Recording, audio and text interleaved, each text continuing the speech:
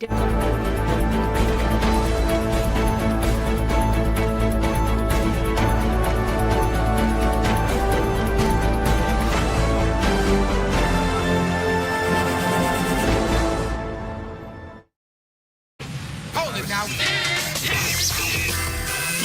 about to hear the most interesting, informative, thought-provoking, and funny show in America.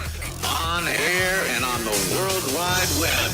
This is the Rob Carson Show. This is the Rob Carson Show. It is already Tuesday, the 7th? My gosh, the 7th of April already. April is going by. And we got a lot of stuff. We got a lot of balls in the air, as you like to say it, and soon missiles as well in the air, and bombs and whatnot. It's kind of interesting. The radical Islamists who are in charge of Iran, their hubris and arrogance are going to cost them their lives. This is something that's repeated through history when you have people who are arrogant and ignorant, and they're also not terribly intelligent people, and in the face of absolute destruction, continue their belligerence. It never ends well for people who believe this way. So Iran's parliament speaker Mohammad Bagher Ghalibaf, I guess, was speaking on behalf of the cardboard Ayatollah, who clearly is dead, said that Donald Trump has 20 hours to submit to Iran or face devastating consequences for U.S. allies. So he's saying that we better surrender after we've sunk all of their navy, destroyed their nuclear capabilities, destroyed their drone capabilities, destroyed their air force, destroyed their missile capabilities and whatnot. And we've got 20 hours to submit to Iran, or his allies will return to the Stone Age. They're going to return us to the Stone Age. We've already done that to you. Iran has clearly won the war and will only accept. I mean, can you smoke weed if you are a radical Islamist? Because he's got some. I mean, he must be smoking some serious. Maybe it's hashish over there. Remember hashish? I don't even remember. I never smoked hashish. But anyway, hashish maybe is what they smoke over there. Iran has clearly won the war. They got a really bad way of showing how they won, and will only accept an ending that stabilizes its achievements and creates a new security regime in the region. We will not back down. And here is what the Prezi said about that yesterday.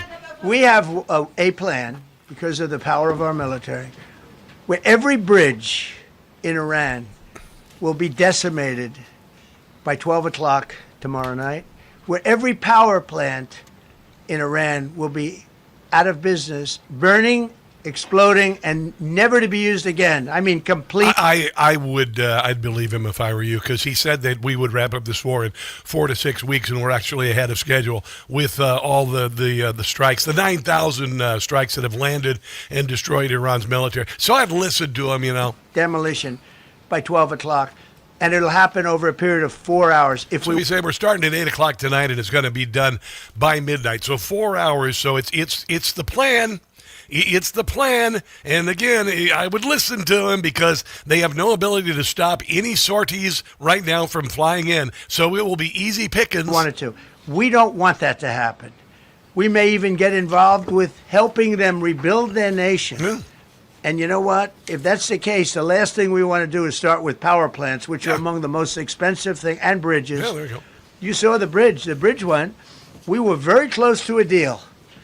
And then I got a call from Mr. Witkoff, Mr. Kushner, and J.D. saying, I think they're breaking the deal. Wow. I said, tell them that's okay. Don't worry about it. Yeah. But tell them to look out their window and watch. And within 45 minutes, I gave the order to knock out the biggest bridge. Yeah. I gave the order, knock out the biggest Boom. bridge in, I believe, the Middle East, but the biggest bridge in Iran. Yeah, took it out. And within 10 minutes after I gave that order, that bridge was over. Yeah, I would listen to him. In the meantime, Democrats are saying that we should pursue a diplomatic solution. Maybe send them some more money like Barack Obama. Here's Ro Khanna saying that clearly a diplomatic solution is in order here. We need to end the war, and we can do it with three things. We need an immediate... You wanted to end this day one. You said it was a disaster on day one. You have no say in this whatsoever. You allowed Iran to become what they are now. The Democrat Party and Barack Obama sent them pallets of cash in planes that they spent on weapons and missiles. Joe Biden freed up $67 billion in assets so they could buy more weapons. You have no say in this whatsoever. Ceasefire, stop the bombing. We need to make sure that we give Iran an ironclad guarantee. You don't declare a ceasefire when you're winning. When you're winning, you don't declare a ceasefire. Any idiot knows that. That Israel or we will not attack again and involve China and Russia in that. And yeah, we want to involve China and Russia. The people who have, Uyghur slaves building cell phones and stuff. Then we need to look at some of the sanctions and have a diplomatic solution. Where does the Strait of Hormuz fall into that, on that item list? Well, that's the only way, in my view, that we get the Strait of Hormuz open. If we don't give... No, actually, there are a whole bunch of countries stepping forward to open the Straits of Hormuz because Donald Trump said, we're not going to protect it anymore. We don't get any of our oil through there, so maybe you ought to step up and do something. And now certain countries like Japan are stepping forward and saying, okay, we're going to go ahead and take care of this. So honestly, you are in the position to demand nothing at all. Iran has cut off all diplomatic and back-channel contact with the U.S. state media. Okay, again, not a great idea.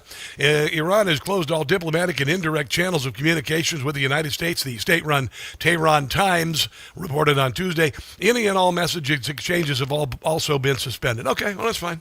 Just wait for the booming. The report said options include no action, progress toward deal or talks or strikes, but noted Trump rarely sets deadlines without following through. You see, he also he did campaign promises, and he followed through. That's why we vote for him, you see.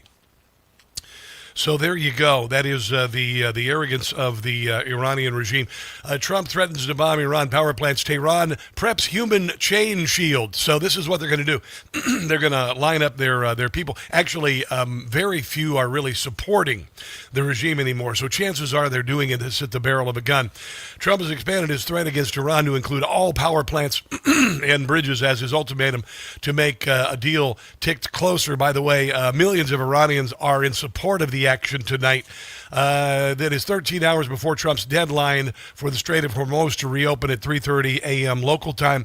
The action has been formed at the suggestion of the youth themselves, according to Iran's Deputy of Youth Affairs, Alira Rahimi. A number of university youth, young artists, and youth organizations propose that we form a human ring or human chain around the country's power plants. Sure. They probably said, hey, we're going to do a class project today. We're going to go learn about generating power today. Here, carry this flag and hold hands. According to the Iranian minister, the symbolic action is called the human chain of Iran's youth for a bright future. And I think when he says bright future, he means a very bright light before a shockwave that knocks you on your rear end as the bridge or the power plant are exploded. So there you go. We hope that with the participation of young people across the country, this human chain will be formed around power plants, and it will be a sign of the youth's commitment to protecting the country's infrastructure and building a bright future. Yeah, good luck with that. Good luck with that, because you're not dealing with Barack Obama, by the way. You are not. U.S. strikes strategic Karg Island bridge before the Trump deadline. Explosions have been reported on Karg Island, an important oil export hub near the Straits of Hormuz on Tuesday, according to a semi-official Iranian news agency, Mer. The strike comes hours before the deadline. Wall Street Journal. The U.S. has struck more than 50 targets on Karg Island. Have not hit any of the oil infrastructure. These are military targets. So they're softening up their targets. The Israeli military, in a statement, said that it completed a broad wave of strikes targeting infrastructure sites across Iran on Tuesday. However, it did not provide any details of what those strikes are, but they clearly are happening across the country. Here is Trey Yinkst reporting today from what's happening in Iran. Official confirming to Fox News that the Israelis have started strikes against Iranian rail infrastructure. Remember, earlier today, the Israelis warned civilians to stay off the trains in Iran. They have started to target the bridges of the rail system in Iran as we speak. Additionally, you have these strikes overnight against Karg Island, the largest export facility in Iranian territory, accounting for around 90% of Iran's oil exports. Yeah. And you have ongoing U.S. and Israeli strikes against Iranian military infrastructure. What we are looking at right now is a staging operation. The United States and Israel are preparing, if a deal is not kick butt and take names, and most of those names will be Mohammed. Made. There will be an increase in strikes against the Iranian regime. The president described it as power plant day and bridge day to go after this critical infrastructure inside of Iran. But what's very interesting here, I spoke with a high-ranking source last night, and I asked what happens next if the president orders these strikes. And they said, again, this is the Achilles heel of the regime, targeting energy infrastructure. And what it may actually do is force their hand at the negotiating table. Because, again, the president has time and time again, even before Operation Epic Fury began, preferred a diplomatic option. But the Iranians have been unwilling to take a diplomatic option. Yeah, because they are arrogant and they are stupid. So that's the reason why they're choosing this path. And, you know, there is an expression you've heard before: you make your bed, you lie in it. And that's what they're going to do. Unfortunately, though, it's not going to be bed. It's going to be a grave, actually, for those in charge of Iran. This is actually kind of a blessing, because they are asking for it. Their pride will ultimately seal their fate. So there you go. And freedom is going to come to the people of Iran, the Persian people, and others, and it's going to be pretty glorious. Absolutely 100%. We are on we are on the side of good. That's it. That's all. Let's take a break and come back. Blaine Holt's going to be joining us at the bottom of the hour to give us some perspective. So don't go anywhere. Let's take a break. This is the Rob Carson Show.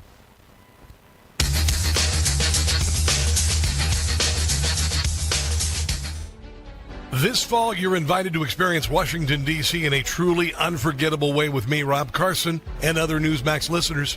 Imagine strolling through our nation's capital as America celebrates 250 years and seeing history come alive with an expert guide. Together, we'll tour the White House Visitor Center, step into the halls of democracy with a guided tour of the U.S. Capitol building, visit Arlington National Cemetery and the changing of the guard, stand in awe before the towering figure of President Abraham Lincoln, and take in the beauty of D.C.'s legendary memorials with a special nighttime illumination tour. Our adventure includes premium hotel accommodations for 4 nights in the heart of D.C., in addition to 6 meals, ground transportation, guides, and gratuities. Space is limited, so don't wait. Visit travelwithrob.net to book your D.C. getaway today, or give our friends at Cruise and Tour a call at 800-383-3131. That's 800-383-3131 or travelwithrob.net. Nino Mangione with the Maryland Minute.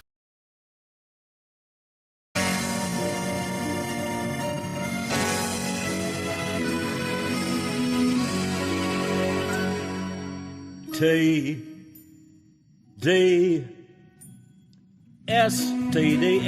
James Carville has TDS. Well, I land in a psych ward, that is anybody's guess. It's for sure, I'm insane. I really can't explain why for Donald Trump I have so much disdain. I'm as crazy as a loon. I'm gonna crack up soon. It's expanding like a big balloon. It's gotten even worse. It's gonna be my curse. TDS, TDS, TDS. TDS, TDS, is it derangement? I say yes. Whenever Trump is mentioned, I become a giant mess. He causes me such pain, pain I can't contain. Of my existence, he has been a bane, like Ellen and Rosie. In our brain, he lives rent-free, driven me as crazy as can be. It's something I can't shake. How much more can I take? TDS, TDS, TDS.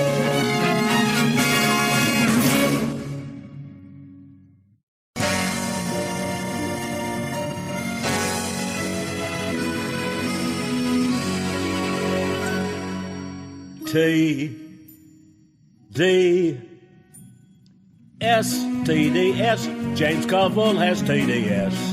Well, I land in a psych ward, that is anybody's guess. It's for sure, I'm insane. I really can't explain Why, for Donald Trump, I have so much disdain. I'm as crazy as a loon. I'm gonna crack up soon. It's expanding like a big balloon. It's gotten even worse. It's gonna be my curse. TDS, TDS, TDS. TDS, TDS, is it derangement? I say yes. Whenever Trump is mentioned, I become a giant mess. He causes me such pain, pain I can't contain. Of my existence, he has been a bane, like Ellen and Rosie. In our brain, he lives rent-free, driven me as crazy as can be. It's something I can't shake. How much more can I take? TDS, TDS, TDS.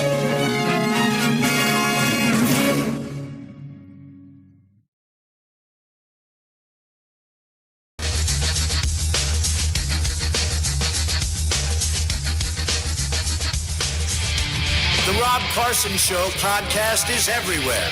Go to newsmax.com/listen for details. We've knocked out even their mine droppers. They don't have any mine droppers anymore, but they put them on other boats, and they could drop them. I'm not even sure they have any mines there, by the way. I'm not sure. I'm personally, they say there might be 8. I don't know. I think there might be none because they're very good bullshit artists. That's why for 47 years they've been bullshitting other presidents. Yeah. And they haven't done the job. Yeah, there's a point where you just got to say, I think I'm kind of done with this bull crap. Here's Jim Gossett. It's time to wipe out Iran. Mojtaba Khomeini, he is one marked man. Bombing all their power plants, that's the master plan. It's time that we wipe out Iran. Yeah, I think we're kind of done with it. Never should have turned down a ceasefire. Well, they're arrogant, you see. A decision they will soon regret. They're making up for small manhood, I think what it is. Cause our next offensive in Tehran will be the biggest we've done yet. It's time to wipe out Iran. Yeah, I think we're done with them. Of our military, I'm a fan. Mullahs, they are shaken because they understand we gotta finish off Iran. Yeah, we are in a battle of good and evil, people. And the evil has been kind of waging war on the rest of the world for 47 years. I was a kid when the Ayatollah took over, and then we've had 50,000 plus terror attacks around the entire world. We saw the expansion of Hamas and Hezbollah and other organizations around the world. And, of course, the Neville Chamberlains of America, Barack Obama, the Democrat Party, and Joe Biden enabled them, enriched them, gave them the capability to do much more. And Donald Trump came in and said, I think we're kind of done with this bullcrap, and said that we're going to stop this nonsense. Also, sent in Steve Witkoff and others, and they bragged about having enough nuclear material for 11 bombs. And then we found out that they had the capability to send a missile a couple thousand miles, which could have landed in Paris or London, which means that they would have done it. By the way, they would have done it. So we have every good reason to have been doing this and to finally put them out of business. And the Democrat Party can't stand it because they hate Donald Trump, and it's not happening on their watch. There you go. That's it. That's that. And we are on the good side of, we're in a bad, I told you this, and I believe this, and it's been going on for years. We are the reaction to the action of evil that is spread around the entire world. We've watched it run roughshod over our country and other countries, and now we are the reaction. And we're seeing totalitarianism, communism, Marxism being driven back in places like Venezuela, in countries in Central and South America, in Cuba, and then, of course, freedom and patriotism sweeping through parts of Europe, through Poland and Hungary, among other places. And now we're going after radical Islam, and we are on the side of good.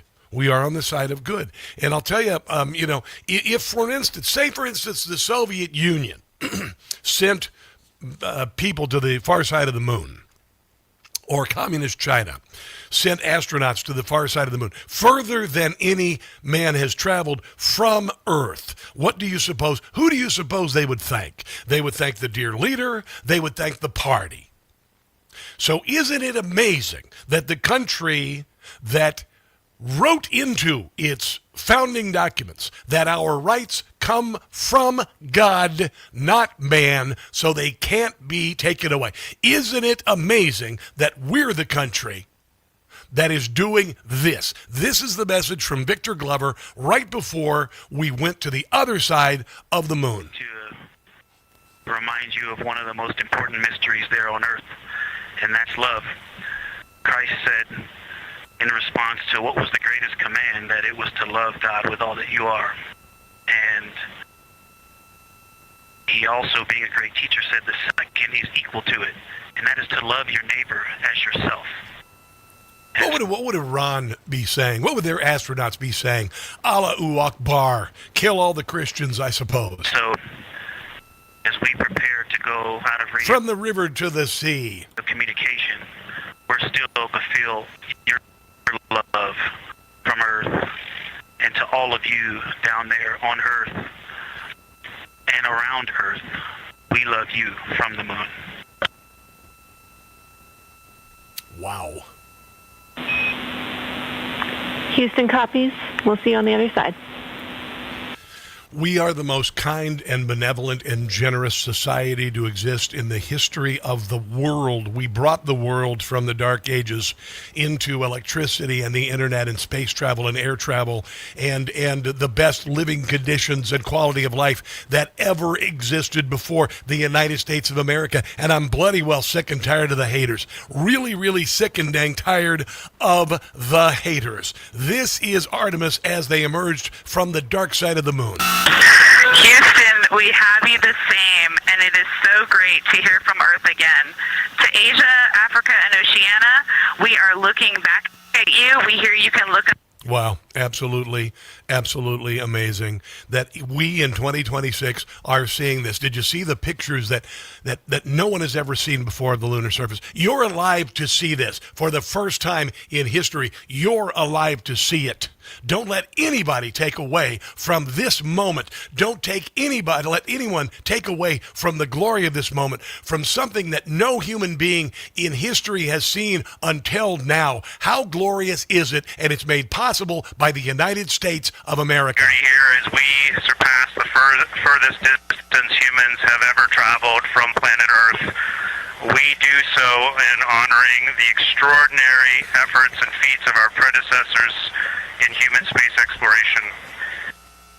We will continue our journey even further into space before Mother Earth succeeds in pulling us back to everything that we hold dear. But we most importantly choose this moment to challenge this generation and the next to make sure this record is not long-lived. Wow. Just wow. And for those of you who have been experiencing the same thing that I have the last week, which is hearing this song in your head constantly.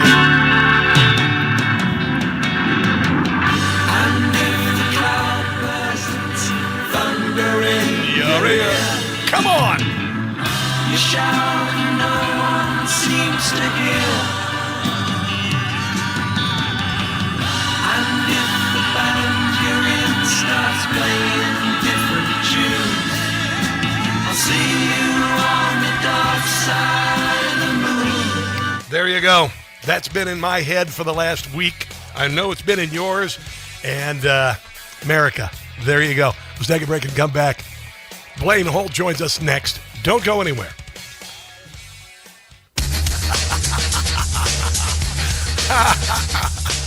Hey guys, it's Carson. I just got a ghost bed. Yeah, no, pay attention here, because I've been sleeping on a foam mattress since I moved to the Washington, D.C. area, which is like sleeping on the sponge in your sink. Ghost Bed doesn't build mattresses like furniture. They build engineered sleep systems. Their beds are serious health equipment. Beds designed for relief and recovery, not looks, not fluff. Your body should be healing while you sleep. not fighting for comfort. I have been sleeping past 7 in the morning on my ghost bed. It's unbelievable. If you wake up stiff, you toss and turn, if you sleep hot, even reaching for a pain reliever before bed, hoping tonight will be different, that's not aging. It's your mattress talking. Another great thing I love about GhostBed, you get 101 nights to try it at home. If you don't like the difference, you can send it back risk-free. GhostBed is offering my audience their lowest prices of the season, plus an extra 10% off. Go to ghostbed.com/Carson. Use promo code Carson. That's ghostbed.com/Carson, promo code Carson. You are going to love your new GhostBed.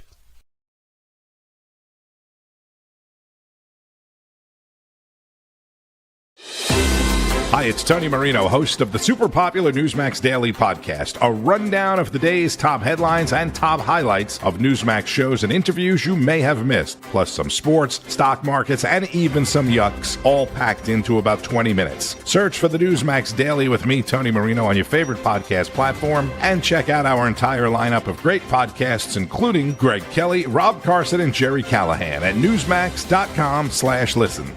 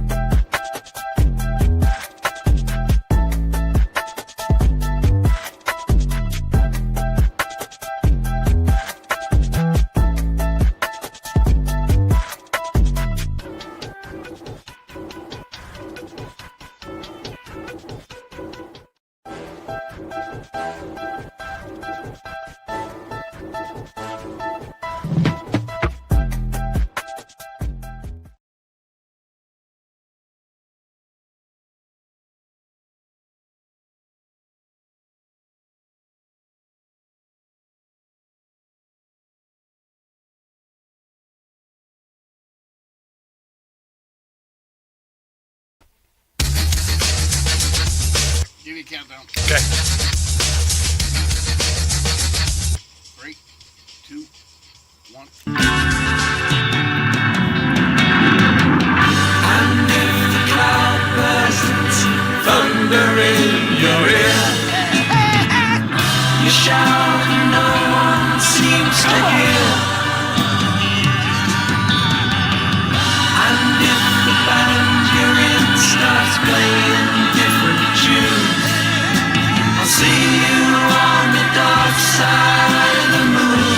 always thought I would play the song that has been echoing in probably 70% of the world's mind the last week or so. It's certainly mine the last, and I know my fellow Gen Xer, General Blaine Holt, feels the same way. How are you, sir? Doing great. We are in interesting times, are we not? Oh, brother. You know, it is the best of times. It is the worst of times, you know. But some amazing things have happened. Suddenly a shot rang out. The boat rocked about the surf. Oh, I swear, it's remarkable. You know, we had the American pilot, the second American pilot rescued on Easter. We woke up to that news on Easter morning. We've got astronauts, and we're seeing pictures from that no human has seen before.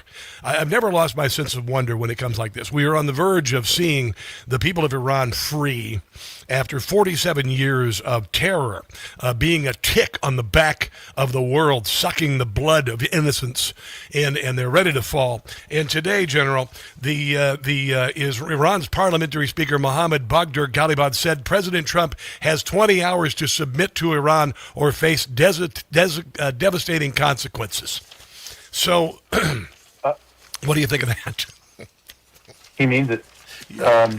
Look, I think you don't, before events happen, you don't want to make too much out of them because you really don't know what's going to happen. Yeah. The president has had some awfully interesting social media posts, and I believe they've been directed at the Iranian people themselves, and that they know what he means by those things. Yes. I think we're going to see a deadline tonight get passed. There's no way the mullahs can reverse gear out of this because they'd be shot by their own people. And I don't think also the president's going to take a sledgehammer to this. I think he's taking more of a scalpel. So when he says, here comes the power plants, here comes the bridges, well, let's see what that means. Because right now you've got the regime doing what we predicted. They're rounding up innocent young people and chaining them to fences in front of power grids. Well, guess what? The veneer of that lie came off. Now the Iranian people can see for themselves who these monsters truly are, despite the propaganda. Oh, but they say that young people, a number of university youth artists, and youth organizations proposed that we form a human ring or human chain around the country's power plants. Yeah, sure. The young people of Iran want more of this, particularly the young women of Iran. They want more subjugation and torture and death. Oh, yeah, no, this is exactly right. And so, you know, we're talking, the young people that want to see this happen are actually the young people who are the sons and daughters of the mullahs themselves. You saw that we're now taking deportation actions finally against the Qasim Soleimani girls that had been hiding out in Los Angeles, living the high life in their G-Wagons and sequins, and they're leaving. You got to go. Yeah. I can't imagine they will be welcomed by the people of Iran. Probably not. When they get back. It might be a different life. Yeah, because they of course chant death to the great Satan America while they fly places in private helicopters on the with the money of the Iranian people and Iranian oil behind them. Iran has cut all diplomatic and back-channel contact with the U.S. and state media, and so they have cut off all communication whatsoever, so it sounds like no more negotiation. They're going to see what we do here. What do you think's going to happen?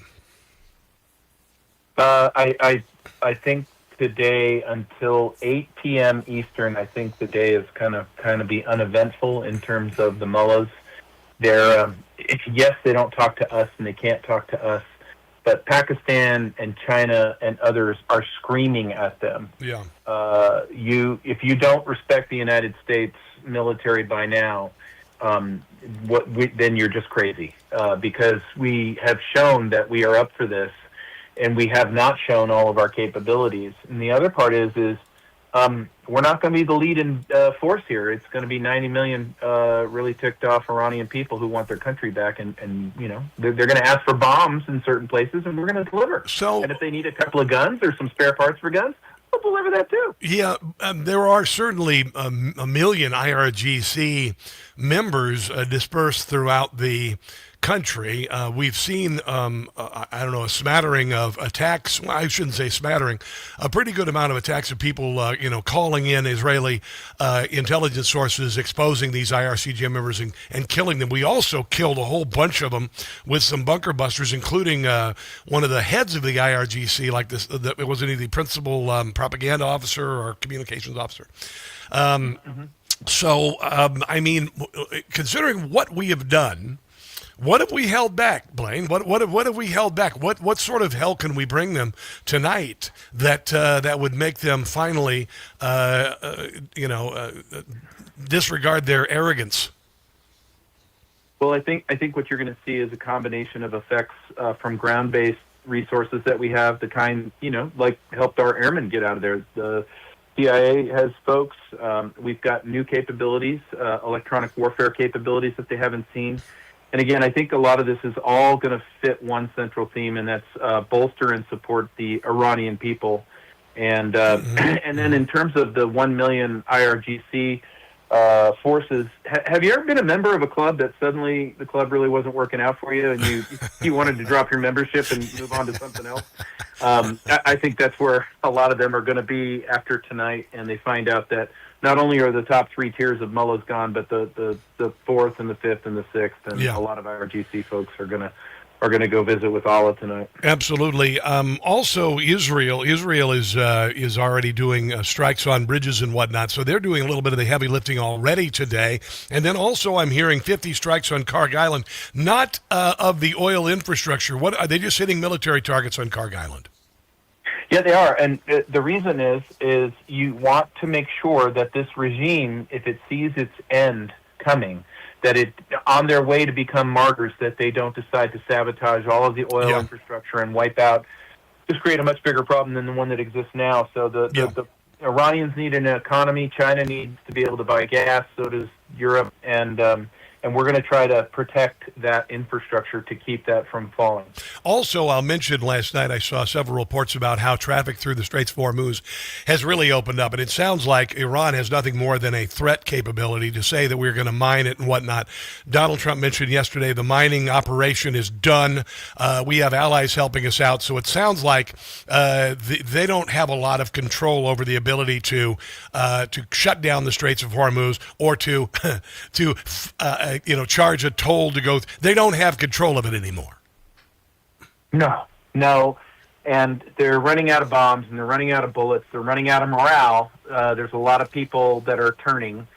And so, I think the ground is very, very fertile for what we're about to see. Yes. The only thing I would also add is that, we just don't know what these operations and missions are going to look like. We also don't know if this is going to be the night of terror cell activation here in the United States. So I would encourage all of my fellow Americans, today's a really, really good day, guys, to be topped off on your gas, have some food in the locker, maybe have some batteries and some radios, and just the basics, not to freak out. You don't need to go to bunker.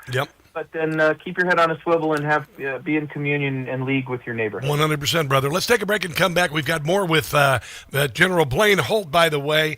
On the other side of the break, let's go ahead and take that break. This is The Rob Carson Show.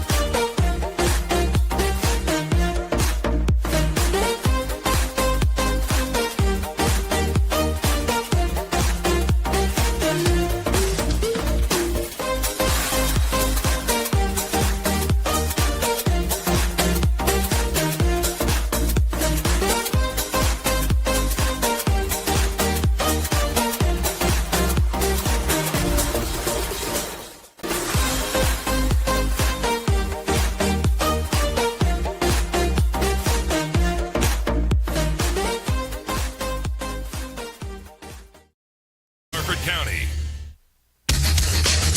Here we go.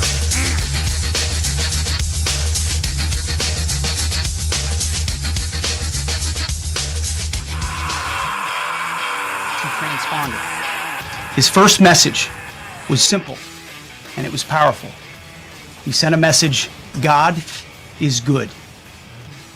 In that moment of isolation and danger, his faith and fighting spirit shone through. You see, shot down on a Friday, Good Friday, hidden in a cave, a crevice, all of Saturday, and rescued on Sunday.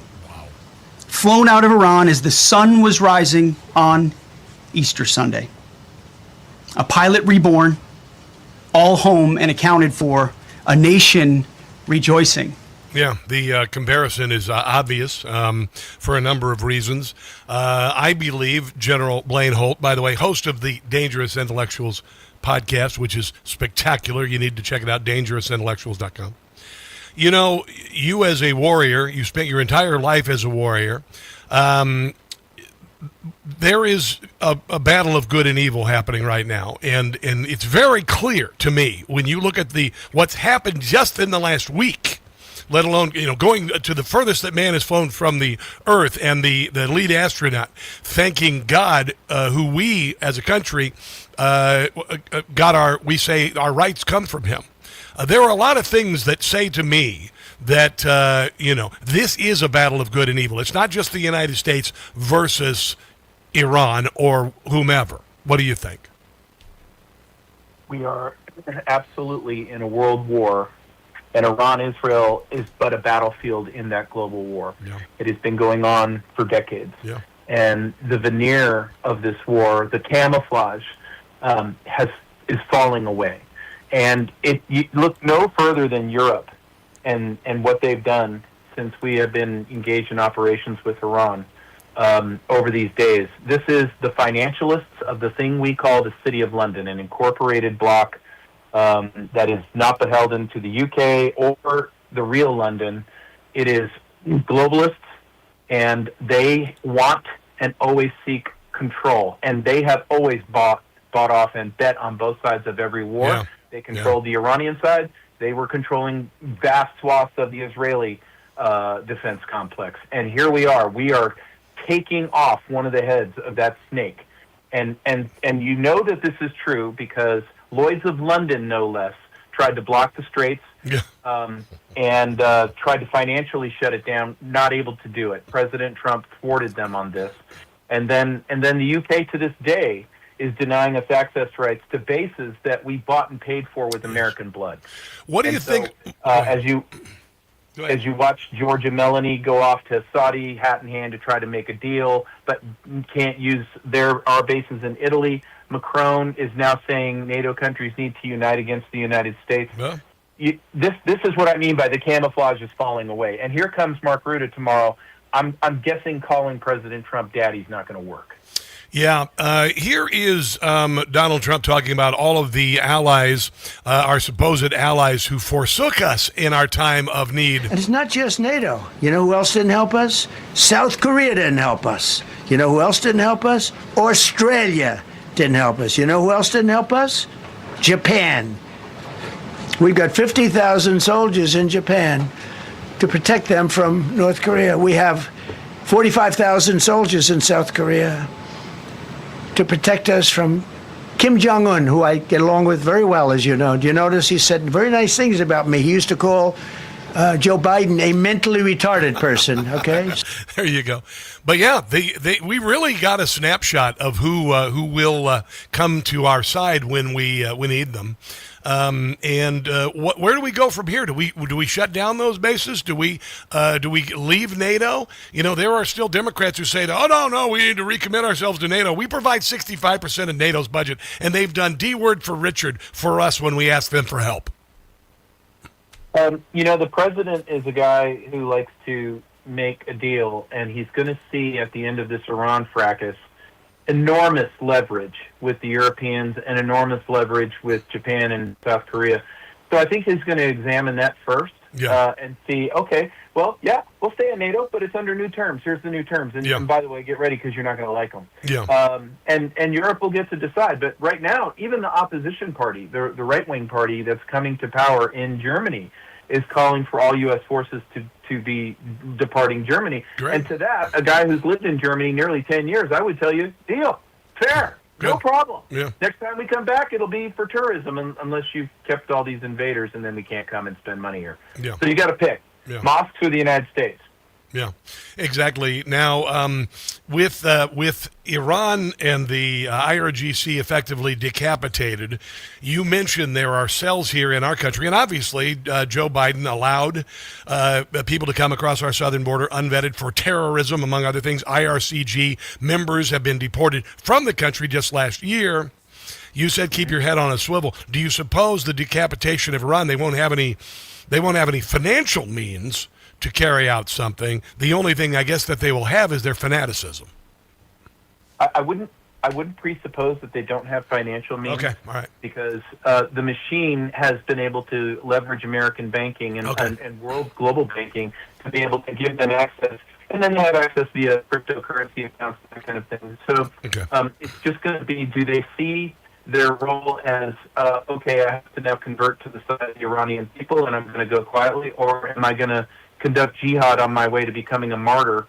And so all I would say is just we have to remain vigilant and very, very watchful through these next 24 hours. But the next 24 hours will tell us a lot. And so, again, don't freak out. It's not, this is not a time to panic, but it is a time to just go, yeah, maybe I should have full tanks of gas today. Yep, 100%. You know what?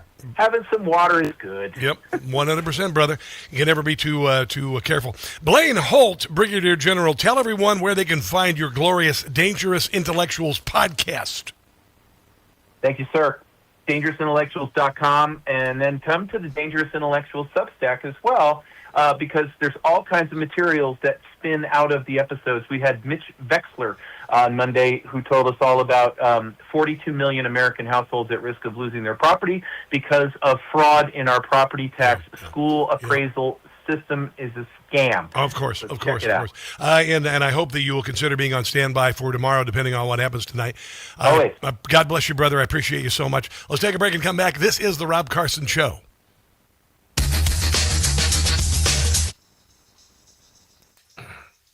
Hi, guys. How are you?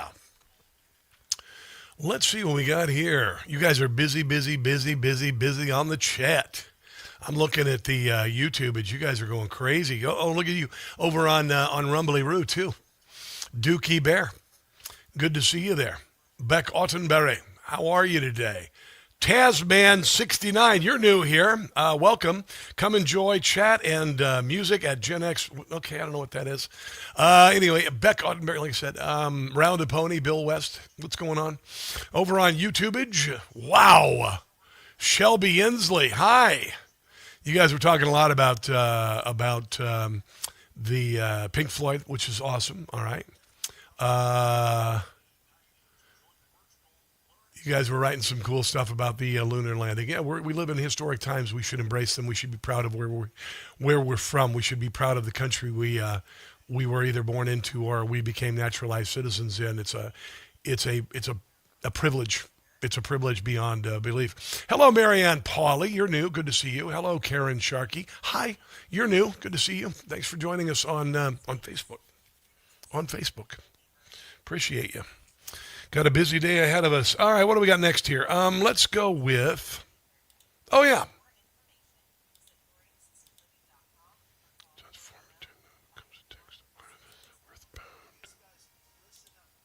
All right.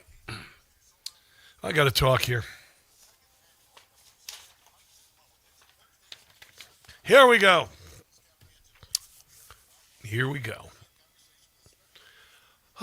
Chris Schwab.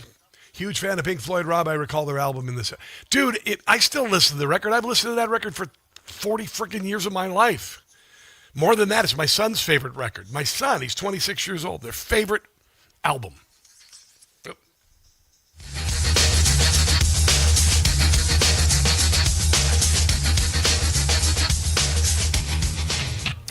Pray for our military. Tonight's a big night. A really big night. I know you already are. I don't need to remind you of that.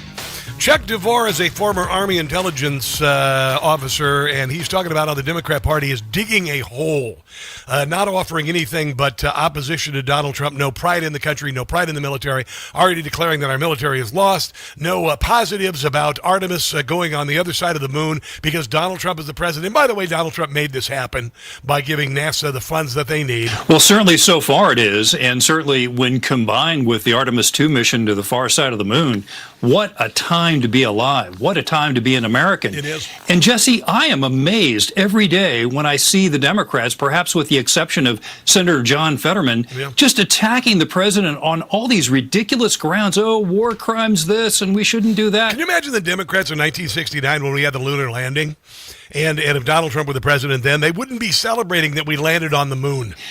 I think they would have called it colonization or colonialism on the moon. They're going to suffer mightily at the midterms because, Jesse, if you look at it, we see, for example, rail traffic up significantly, freight traffic on our trucks up significantly. So we know that the economy is getting ready to roar back. Another network published a poll today that showed the Republicans are now up 5 on the generic congressional poll. Yeah, we're tired of it. We want to experience joy. All the Democrat Party offers is negativity and hate and anti-Trump, and we're done with it. We're done with your temper tantrums. We're done with your bull crap. We're done with your destruction and your nonsense. We're done with it. Overwhelm them with joy and patriotism. We will do it. We are doing it. This is the 250th anniversary of our birth. Donald Trump is the president. They tried to kill him, put him in jail, take his fortune, raid Mar-a-Lago. I can go on and on. They censored us, and we're done. October 25th through the 29th, 5 days, 4 nights. You come join me. We are going to celebrate. TravelWithRob.net. Cruise and Travel is putting this together. We're going to tour the White House Visitor Center, go to the Capitol Building, go to the Arlington National Cemetery for the changing of the guard, go to all of the memorials. We're going to stand at the base of the statue of Abraham Lincoln. We're going to look at the reflecting pool. We're going to go over to the Washington Monument. We're going to take it in. We're going to drink it in. We're going to celebrate. We're going to be patriotic. And it's going to be the trip of your lifetime. And it's the only time in our history that we are celebrating 250th years with the man that we fought for to get him in office. I want you to join me. TravelWithRob.net. TravelWithRob.net, okay? You want to call 800-383-3131, 800-383-3131. This is going to be a joyous and historic and amazing trip, and I guarantee it. I guarantee it. I'm going to take days off to be with you guys. All right, let's take a break and come back. Hour number 2 of The Rob Carson Show. Right ahead. Don't go anywhere.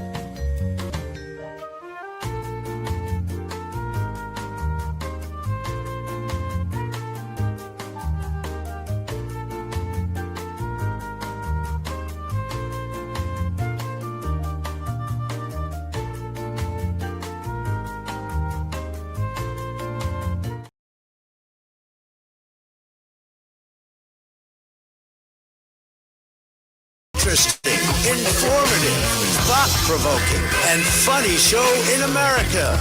On air and on the World Wide Web. This is the Rob Carson Show. This is the hour number 2 of the Rob Carson Show on a Tuesday. What an amazing week and weekend we have had. Yesterday, it's been a long time since we've had a confluence of events like we're seeing right now. We saw the traveling astronauts traveling to the far side of the moon for the first time in world history, and it was America who did it. It was America who did it. It wasn't astronauts saying that the dear leader took them to the opposite side of the moon. It wasn't them thanking the party for the trip to the opposite side of the moon. It was thanking God. It was pretty amazing. And then two pilots were shot down over Iran, and they were rescued miraculously, even though the story was leaked by a journalist, and there was the possibility that they were going to find the second aviator and hold them hostage, murder, torture them, whatever. Here is Donald Trump talking about that Thursday night. An American F-15 fighter jet went down deep inside enemy territory in Iran while participating in Operation Epic Fury, where we're doing unbelievably well at a level that nobody's ever seen before. Yeah. The entire country could be taken out in one night, and that night might be tomorrow night. Yeah. Both members of the crew ejected from the aircraft and landed alive on Iranian soil. I immediately was asked to make a decision. I ordered the U.S. Armed Forces to do whatever was necessary to bring our brave warriors back home. A risky decision. Yeah, this is what a real president does, by the way. But the left is saying that he needs to be removed from office for the 25th Amendment because he's insane. Shut up. Really? Yeah, an insane person has just performed the greatest military campaign against an evil opponent, overwhelming force with the fewest casualties you could possibly imagine. And he's insane. Dear Lord, please. This is Bradley Cooper talking about the mantra of the United States. Because our soldiers aren't just expendable. In other countries, they may be. In Iran, the population is expendable. They're going to force students to go out and stand on bridges and around energy facilities so they won't get bombed. That's Iran. This is us. This was an incredibly dangerous mission, an incredibly dangerous undertaking, but a filled promise made to every American warfighter that you will not be left behind. Wow. We will always come find you, and we will always bring you home. That is just... I've always been proud of my country. I'm really, really proud of my country right now. This is Representative Adam Smith, a Democrat, and he says that you really can't be proud of the United States today.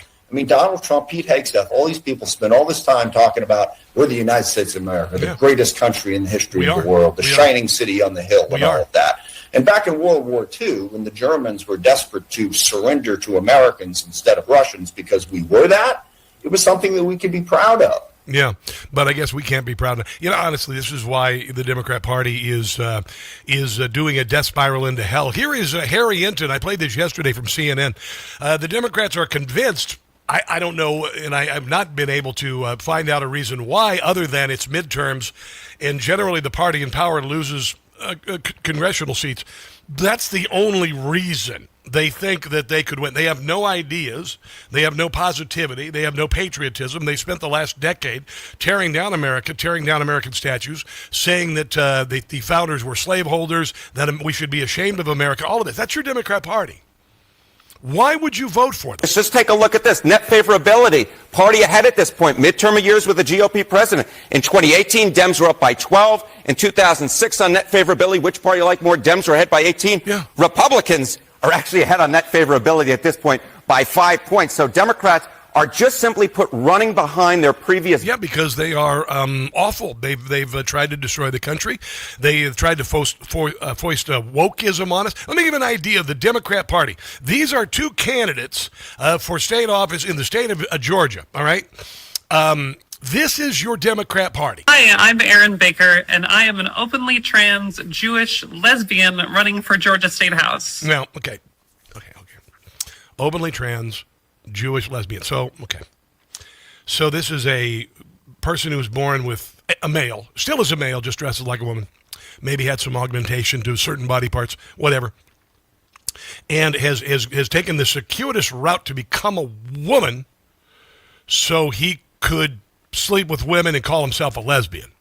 That's nuts. Hi, and I'm Jeremiah Olney. I am a straight, white, atheist man running for Georgia State House. Okay, did you notice that they got to flash the badge about how special and unique and amazing they are? Let's hear this group again. This is your Democrat Party. Like any of this matters. Hi, I'm Aaron Baker, and I am an openly trans Jewish lesbian running for Georgia State House. And you're also insane. Hi, and I'm Jeremiah Olney. I am a straight, white, atheist man running for Georgia State House. You know, I would never walk up to somebody and say, hi, I'm Rob. I'm a straight, white Christian man. Well, I can't do that because I'm privileged, right? I should be ashamed of it. But we're both strong progressives fighting to make housing affordable. We're fighting. And you never do it. You never do it. You always promise. You took the word progressive, and you stole the word progressive from us. You just took the word. Nothing you do is progressive. Everything just goes into the crapper. For working class power. Fighting for education for all of Georgia's students. You guys had the Department of Education 40 years, increased the budget massively, and U.S. education results and test results plummeted into the abyss. We have more children now who graduate unable to read and do math than at any time since the Department of Education was founded. We're fighting for affordable health care. And together, we're going to transform the Georgia State House. Okay, good luck with that. I mean, honestly, you guys are nuts. And here's also your Democrat Party. This is Hakeem Jeffries just a couple weeks ago when Donald Trump wanted to solve the crisis at America's airports where TSA agents were not being paid in a time of great peril because of Democrats. What's your response to what Tom Homan revealed here? Well, good morning. Great to be with you. There are three things that have been true since Donald Trump and Republicans came back into power last January. Life is more expensive. No, it's not. Life is more chaotic. No, it's not. And life is more extreme. No, it's not, because actually you guys burned the country in 2020. Democrats did that. The last thing that the American people need are for untrained ICE agents to be That was one of their talking points, calling the ICE agents untrained, which is untrue. Deployed at airports all across the country, potentially to brutalize or in some instances kill them. We've already seen. Okay, nobody died. Everything is perfect now, and Donald Trump signed an executive order to make sure they were paid. What is wrong with you people? What is wrong with you people? Honestly, and this is the amazing thing. There are so many joyous and wonderful things happening. They're being overwhelmed. Their lies cannot cover up the truth anymore.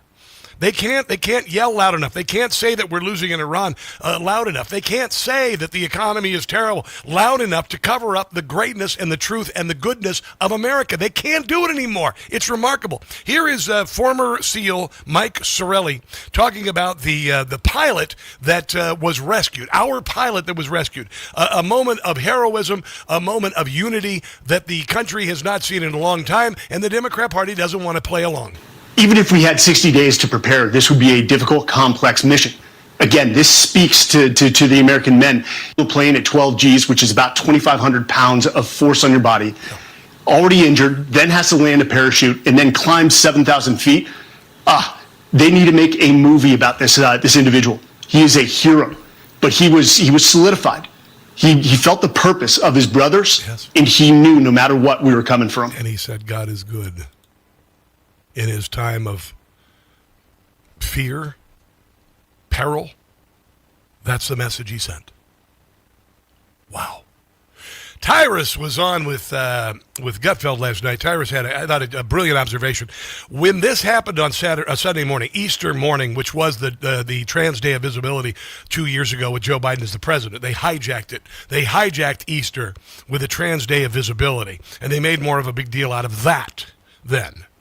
And Tyrus this year on Sunday morning, Easter morning, as we learned that the other pilot had been rescued, the Democrat Party focused on the language Donald Trump used. He used the F-bomb about our enemies. And here's Tyrus' thoughts on it. That decision was his presidency. You understand, if one person would have died, yes, what this news cycle would have been. If one of those pilots didn't get over there, they'd be screaming war crimes. They'd be screaming all this.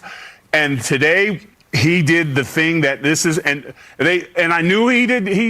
They knew it was his win because all they could talk about was his language. Yes.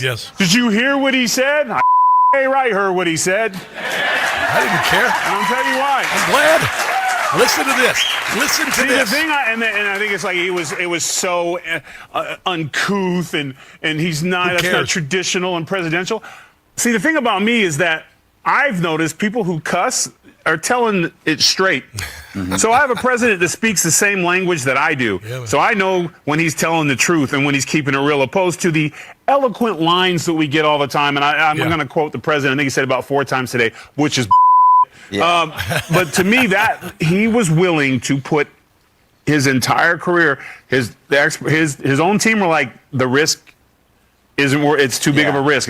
And he went with his gut. And that, as leadership, I've said it a long time, that's the difference between being great is you do things for the people, regardless of what it does for you politically. And that's a perfect example of it. Yeah, and regardless of the popularity polls and whatever, and regardless of what the 97% negative media says about you, you do it anyway. In an election year, in a midterm year, to take on Iran, to take down this terrorist regime that's been around for 47 years. Balls. That's it.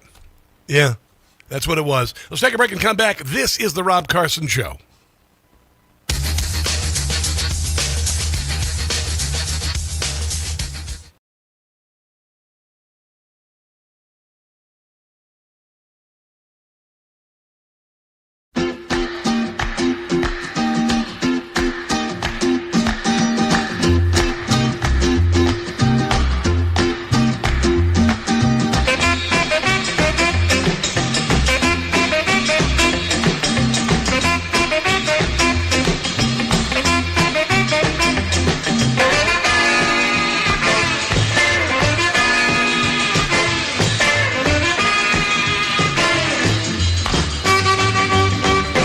Deported.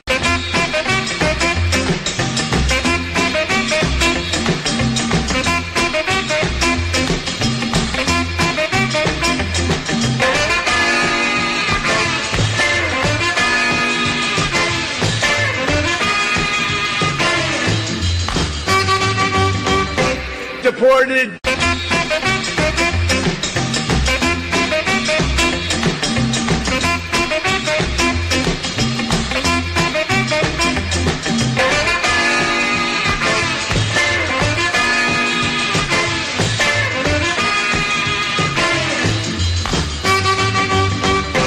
Deported.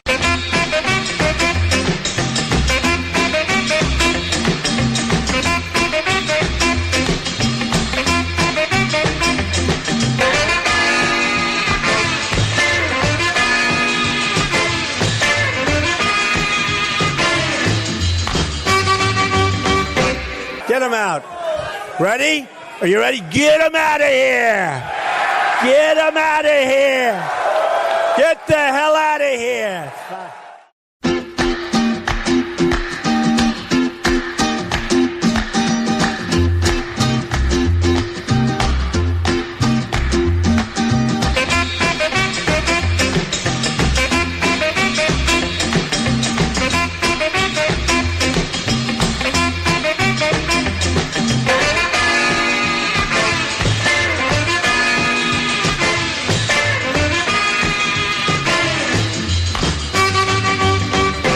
Deported.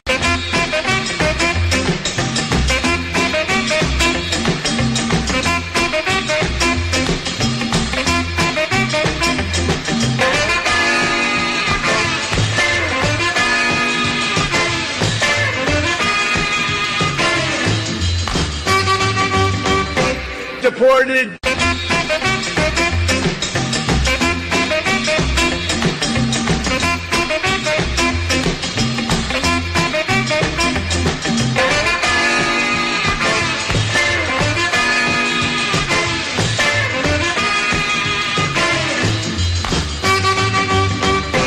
Deported.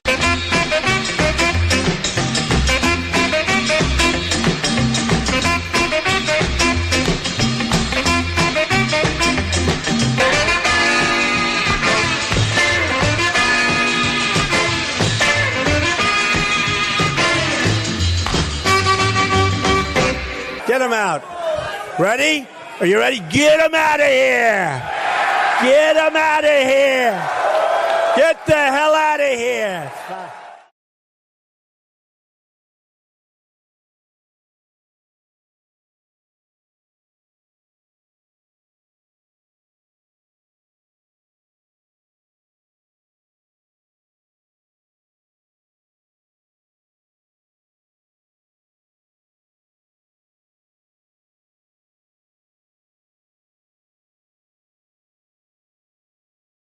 Diggy.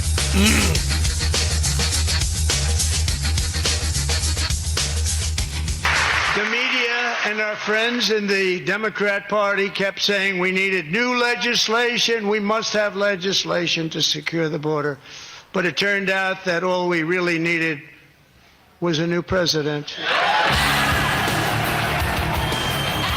I have it here, which was shared exclusively with us. They plan to focus on what they call high-speed, low-verification programs. You're looking at the full list of the programs right now Trump is focusing on. It includes Medicare, Medicaid, which spends $2 trillion a year. They're also looking into the Department of Labor's unemployment insurance's $43 billion with a B a year spending spree.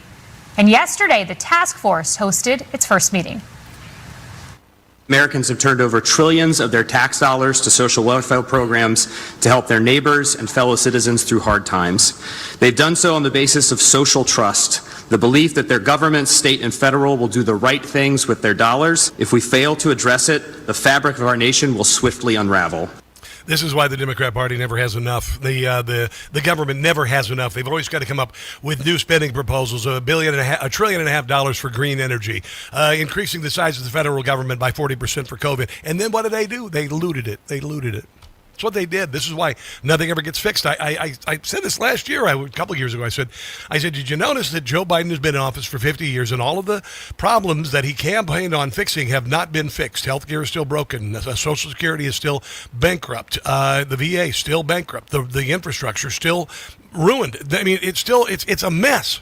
It's a mess. And now we know, and I said that the left exposes its flanks so we can kick its ass. And look what we've exposed. Look what the election of Donald Trump has exposed. $2 trillion, possibly a year, in fraud. They have looted our treasury. Every single bit of it. You and I have been working our rear ends off. Some of us working 2 or 3 jobs. Just trying to keep up. And there are people who have made themselves rich by lying about being a hospice care provider or owning a daycare or providing home health care for an elderly relative. It's so evil and so wrong, and we're a benevolent and wonderful people, but we've reached our end on this nonsense. We've reached our end. Rob Schmidt last night was talking about California because Gavin Newsom's never going to be the president of the United States. And by the way, Eric Swalwell is going to be gone soon from the governor's race. A lot of women are coming forward saying that he has a pattern of sexual harassment and abuse. That he's actually bragged about it. There have been interviews where he's talked about. People have heard him talking about how he likes to get a lot of that and all that. And now a group of young women, even interns, have said, oh, yeah, he's an animal. So there's that. But Rob Schmidt last night was talking about the state of California. One of the things that California is doing now that we've uncovered about $280 billion in fraud under Gavin Newsom, overall $500 billion of fraud from the state of California, they're going to lower the penalties for those who commit fraud. California doctor billed a whopping $35 million in hospice care to Medicare last year, has billing license revoked. Orange County man helped in $270 million Medi-Cal scam involving medication reimbursement. One person, $270 million. California's Employment Development Department allegedly paid out hundreds of millions of dollars in fraudulent claims and prisoner names to prisoners, including at least 133 who are on death row. Yeah. Unreal. What has happened? They all knew about it. Everybody in power as a Democrat knew about it. That beautiful state, Carl. This is Carl DeMaio, by the way. we have become a state that governed by a supermajority of Democrats. There is no balance. There's no check and balance. Yeah, the same things happen in Democrat states all over the country. Nick Shirley was in the state of Maryland 2 weeks ago. Maryland Democrats are about to get the colonoscopy that they have is long overdue. Because the Democrats control every level of power. And now that we are exposing fraud, they know that with the truth coming out, people could actually go to jail. So what does the California State Senate decide to do? And to just decide to eliminate any sort of prosecution or punishment for committing fraud. The reason why she's offering that bill is because she knows the truth is about to come out. Yeah, and in Virginia, where Abigail Scamberger is one of the worst approval ratings of a new government in state history, by the way. They wanted to pass a bill that would allow nonprofits, NGOs to get unlimited money from the state and federal government and no investigation of fraud and no audits of their spending. It's obvious. The Democrat Party, a lot of Republicans, but mostly Democrats, are a very massive money laundering machine. The politicians themselves are involved in the fraud. Yeah. They are money laundering taxpayer money to political groups. Yeah. So why would they enforce fraud regulations against people doing it on welfare when the politicians themselves are doing it for political contributions? Exactly right. That we've known for a long time. They send a lot of money into green energy. They know they're getting it back. Yeah. It's all just a scam, and they're all in on it. And at best, they look the other way. Yeah. Do you know that there's 800,000 Californians? It's the largest employment program, largest job category in California is a family member being given welfare benefits to be an in-home health care aid to another family member. We're talking about people who are now paying union dues. And where do the union dues go? Into a political fund to elect more Democrats, to raise your taxes and give more money out. This is a scheme. It is money laundering, legalized. And we are blessed to have it exposed right now. It's pretty amazing when you think about it. Got more on this coming up. You know, when the dollar's convertibility into gold ended in 1971, gold was fixed at $35 an ounce. Fast forward to today, the U.S. dollar has lost 85% of its purchasing power because our government has been printing money. This is why houses cost so much, $400,000 minimum. It's making them impossible to afford them. Gold, on the other hand, has increased in value by 12,000%. Central banks are buying gold a record amount. Companies like Vanguard, BlackRock have significant positions in gold. If you're thinking about investing in precious metals, Birch Gold has a wonderful Learn and Earn Precious Metals event. This free online event rewards you for learning the basics of investing in precious metals. Sign up to get free silver on your next purchase. Get even larger incentives as you go. The more you learn, the more you earn. No pressure here, guys, but you got to act now. The special event runs through April 30th. The dollar has lost its anchor in 1971. You don't have to lose yours. Text my name, Rob, to 989898 to join Birch Gold's Learn and Earn Precious Metals event by April 30th. Again, no pressure. They're not going to say, buy gold now. They want to say, learn more about it. Learn more about it before you diversify your portfolio into precious metals. And Birch Gold is the company I trust because they have my money. They have my money. Okay? I'm not screwing around. They have my money. Text Rob to 989898 today. Doug Burns joins us on the other side of the break to talk about a host of things legal, including Judicial Watch uncovering FBI records showing that the Mar-a-Lago raid was unfounded. Yeah, that's coming up. Don't go anywhere.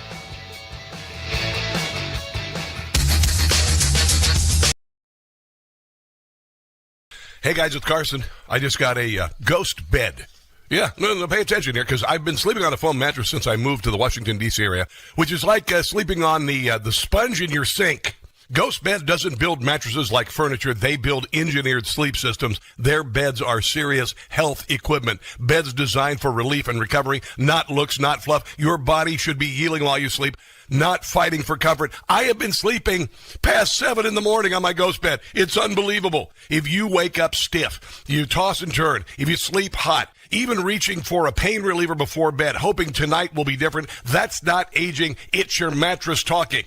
Another great thing I love about GhostBed, you get 101 nights to try it at home. If you don't like the difference, you can send it back risk-free. GhostBed is offering my audience their lowest prices of the season, plus an extra 10% off. Go to ghostbed.com/Carson. Use promo code Carson. That's ghostbed.com/Carson. Promo code Carson. You are going to love your new GhostBed.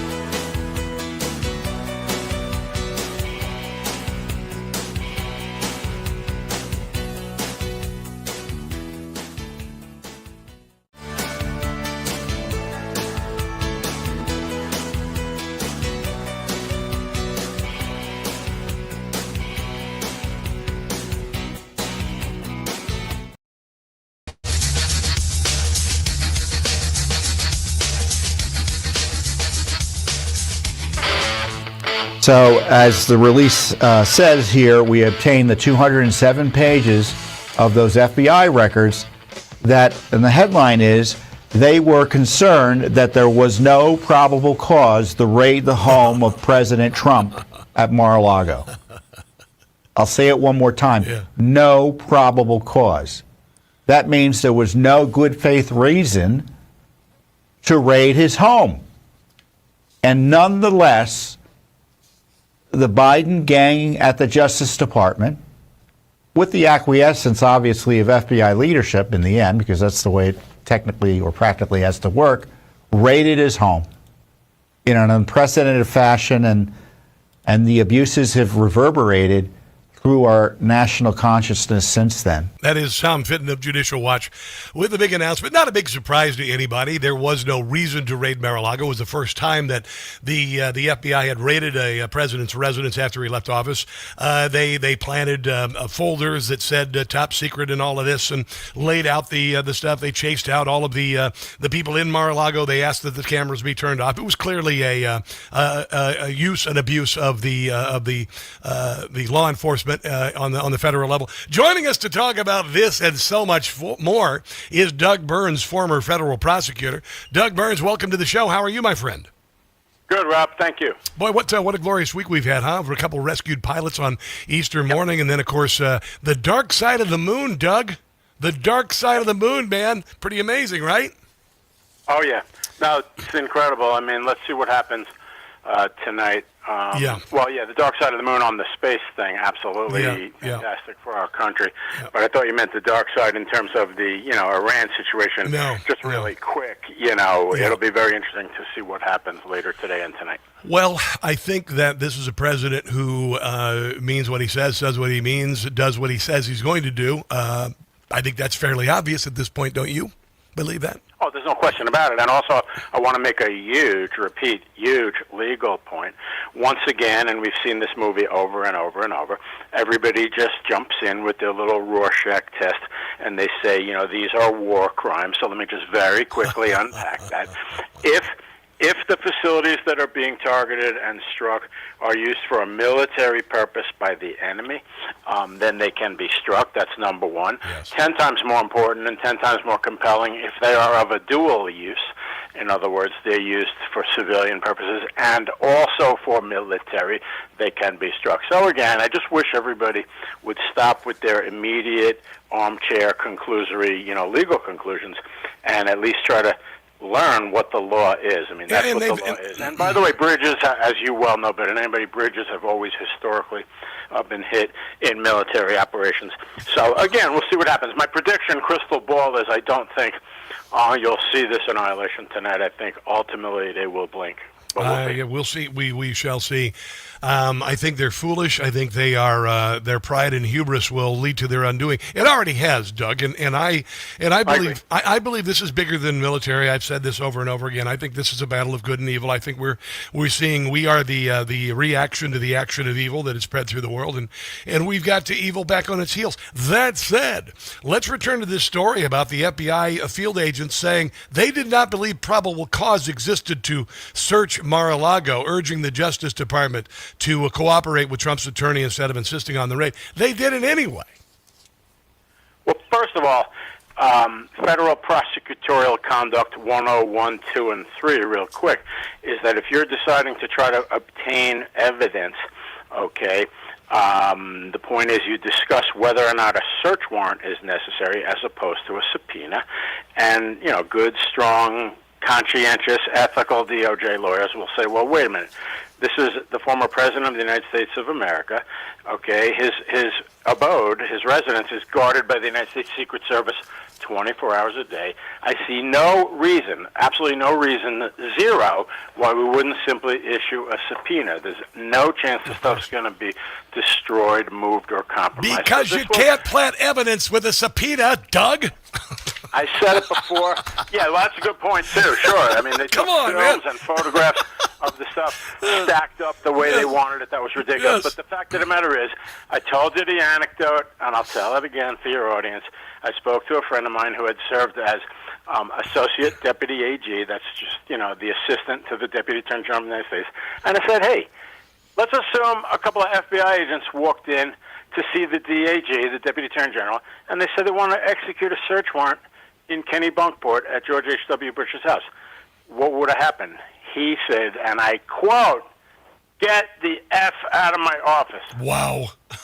No, seriously. That's a direct quote. So the point is, and the other related anecdote is my wife tells me that her sister said that Mar-a-Lago was just raided with a search warrant, I would have bet my life, I know that's dramatic, that was incorrect information.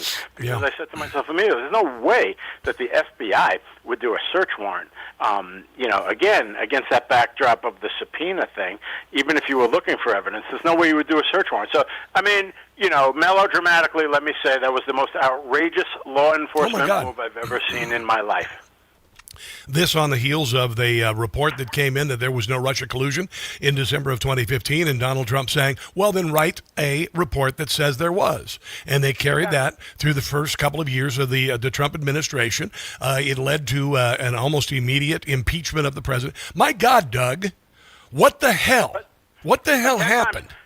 10 times more troubling, seriously, 10 times more troubling is the fact that you have people to this day walking around, intelligent people, saying, that search warrant was completely warranted. I mean, the delusion got to such a level that, but my cousin put it really well. Yeah.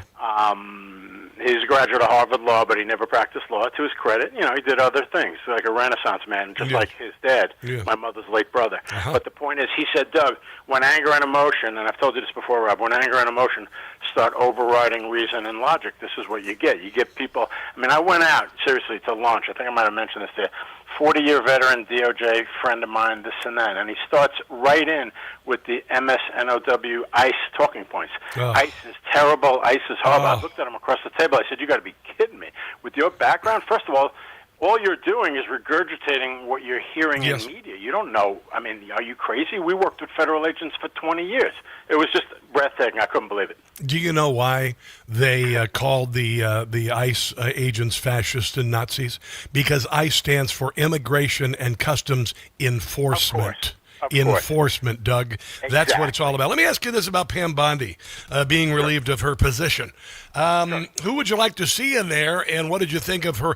She obviously did a lot. They got the 7 of the 10 most wanted.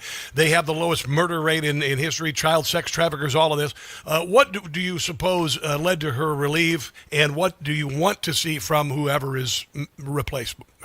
She's replaced. You have the legal and the political, as always. So legally, and I was glad that some of this permeated through, most recently you, a minute ago, which is she did a lot of good things. Murder rates way down. Other major accomplishments, the border, all good.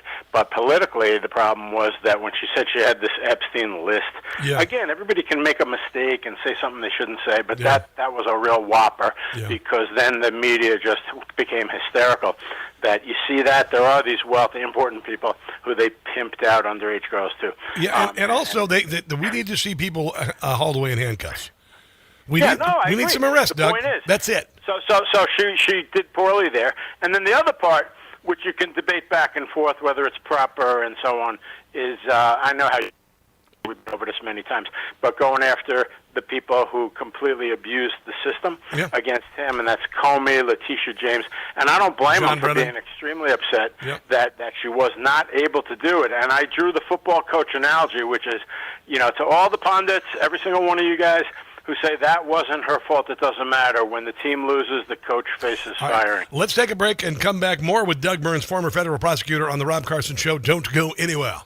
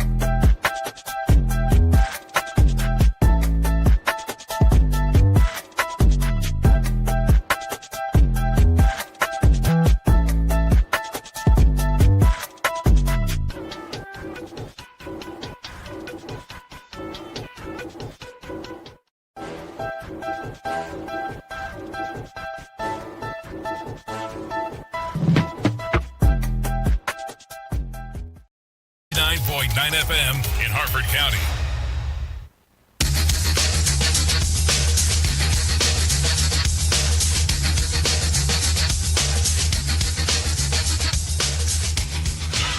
I believe sanctuary cities is not lawful. I don't think they're able to do that. And so we're going to take a hard look at this. Just one area we may take a hard look at is some of these cities have international airports. If they're a sanctuary city, should they really be processing customs into their city? I mean, seriously, if they're a sanctuary city and they're receiving international flights, and we're asking them to partner with us at the airport, but once they walk out of the airport, they're not going to enforce immigration policy. Maybe we need to have a really hard look at that, because we need to focus on cities that want to work with us. So you're saying that big cities that are sanctuary cities that have a big airport, they might lose their customs? Well, I'm saying we're going to have to start prioritizing things at some point. Right now, remember, the Democrats are wanting to defund Customs and Border Patrol. Well, who processes those individuals when they walk off the plane? And so I'm going to have to be forced to make hard decisions. Who's willing to work with us and partner with us? Once again, that's kind of interesting. Mark Wade Mullen, new DHS director, talking about, if you're going to be a sanctuary city, how can you have an international airport hub in your city? Doug Burns, this kind of interesting. I'm kind of trying to wrap my head around this. What can DHS do to force these cities to change their policies? Well, there's a huge legal distinction here. So, in other words, as terrible and horrible as it is, when you have, mayors and this and that, local governments saying they're going to operate, in some type of sanctuary fashion, this is 10 times worse, Rob, because if you're talking about an international port of call, now that's clearly, a matter of federal law enforcement and federal immigration. I mean, U.S. Customs and Border Protection, CBP agents, they operate at more than 300 ports of entry, including international airports, okay? And so, he's saying that he may very well take a look at removing them from these airports if they're going to openly say they're not going to assist. I mean, again, not to be a broken record, but absolutely huge distinction in the sense that you cannot have sanctuary concepts at an international port of call where United States Customs and Border Patrol and Immigration and Customs Enforcement have jurisdiction. So this is running off the rails. I'm glad to see him say it. I'm not so sure practically what he's going to be able to do. I got to think that one over. Well, yeah, I got to think about the implications of it, because there has to be some sort of monitoring of these international airports. And if TSA or DHS is not involved, does that allow wholesale entry into the country from anybody? I don't know. Yeah, no, that's the question. But again, my positive answer is that even if you were to pull personnel and stuff, you're not gonna. You'll still have decent enforcement. But what about shutting down international flights? Yeah, that would be possible. That would be. Oh my God! The flight cannot fly into a sanctuary airport. An airport that's in a sanctuary jurisdiction. The flight is canceled. I mean, that's sort of what they're getting at, which is some type of penalization, Rob. Yeah. The Maine Supreme Court struck down an expansion of ranked choice voting to general elections as unconstitutional. A win for the Maine GOP, a huge victory. Ranked choice voting. What the hell? Who decided ranked choice voting was appropriate or legal? Yeah, ranked choice voting is ridiculous, and frankly, I've struggled to really understand it in all humility. I'm serious. So the point is, you have three candidates. We do a real fast hypothetical, and instead of voting for my candidate, I rank them 1, 2, 3. And then if nobody gets 50, if somebody gets 50%, they win. Okay, keep it simple. But if nobody gets 50, and here's the part I don't understand, they literally take like your second choice and move it up. It's ridiculous. But the point is, for the legal buffs in your vast audience, this was interesting because it was an advisory opinion, so hear me out real quick. The Maine Constitution allows you to consult the Maine courts for advisory opinions. We all learned in high school social studies big time there's no advisory opinions in the U.S. federal courts because the U.S. Constitution demands an actual case or controversy. So that was interesting. And they issued an opinion saying that the Maine Constitution, you find this interesting, says that the governor and the state legislator slots can be won by a plurality of votes. Doesn't have to be a majority, and that the ranked choice thing conflicts with it, and it's no good. That's what they held, and I'm glad they did. Yeah, I am too, actually. Well, this has been pretty darn fascinating today, Doug, as always, by the way. Thank you. I appreciate you. We'll see what happens tonight at 8 o'clock, and then what happens afterwards. And I do believe that that evil is on its heels, and I think amazing things are ahead for the potential of the Iranian people and the Persians and whatnot. I think is definitely is finally here. Thanks for your time today, Doug. I appreciate you. Thanks for having me on, Rob. Good to God talk bless. to you. God bless, Rob. We'll talk soon. All right, cool. There you go, Doug Burns. Fascinating, right? Isn't he interesting? Isn't he interesting? I want to mention something real quick before we go to break. Had another brilliant night's sleep last night, and people have been asking me online which ghost bed I have. There is a, let me look it up here real quick, because I want you to be able to try my bed. The ghost bed is the best I've ever slept in my life. You get this bed in a big box, and you roll it out, and it just goes boing like this. I have the Ghost Bed Luxe Foam, the coolest bed in the world. It is pretty, not too firm, not too much, cooling. It is the best I've ever slept in my life. I slept until 7 o'clock this morning, which I never do. The sun is waking me up. Go to ghostbed.com/Carson for 10% off. And by the way, these beds are an unbelievable value. When you see the price versus what is available at a brick and mortar store, you're going to go, holy crap. I mean, or even any other names out there, any other beds you can order online. Ghostbed.com/Carson, ghostbed.com/Carson. I'm telling you, it has just changed everything for me. Sleeping was a punchline. Sleeping to me was a waste of time. Laying in bed all night was a waste of time. I could be doing better things. I was waking up feeling terrible, feeling unrested, not looking forward to sleep. Now, when I am done with my work, I can't wait to get in bed and sleep all stinking night. It's amazing. Ghostbed.com/Carson, ghostbed.com/Carson. Let's take a break and come back. This is The Rob Carson Show.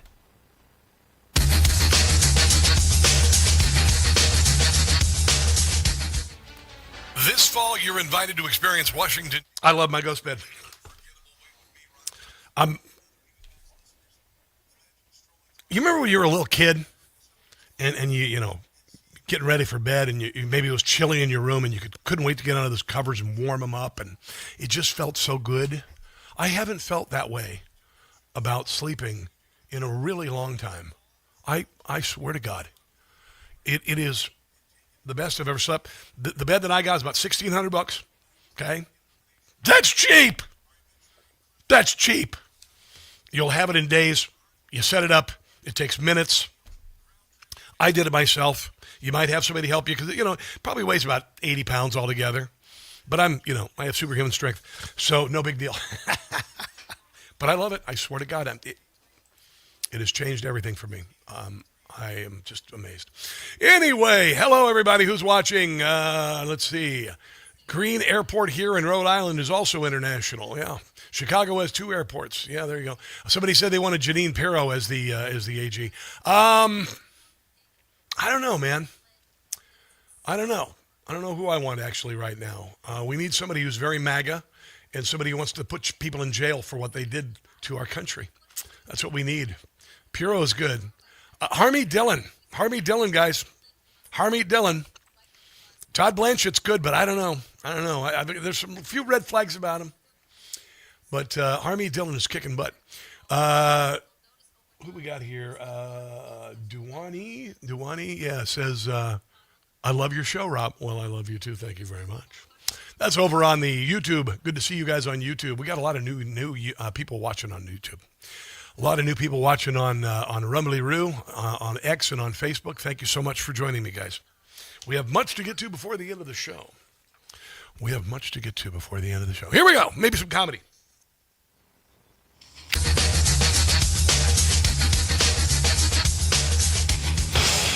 All right, so we got a lot of stuff to get to before the end of the show.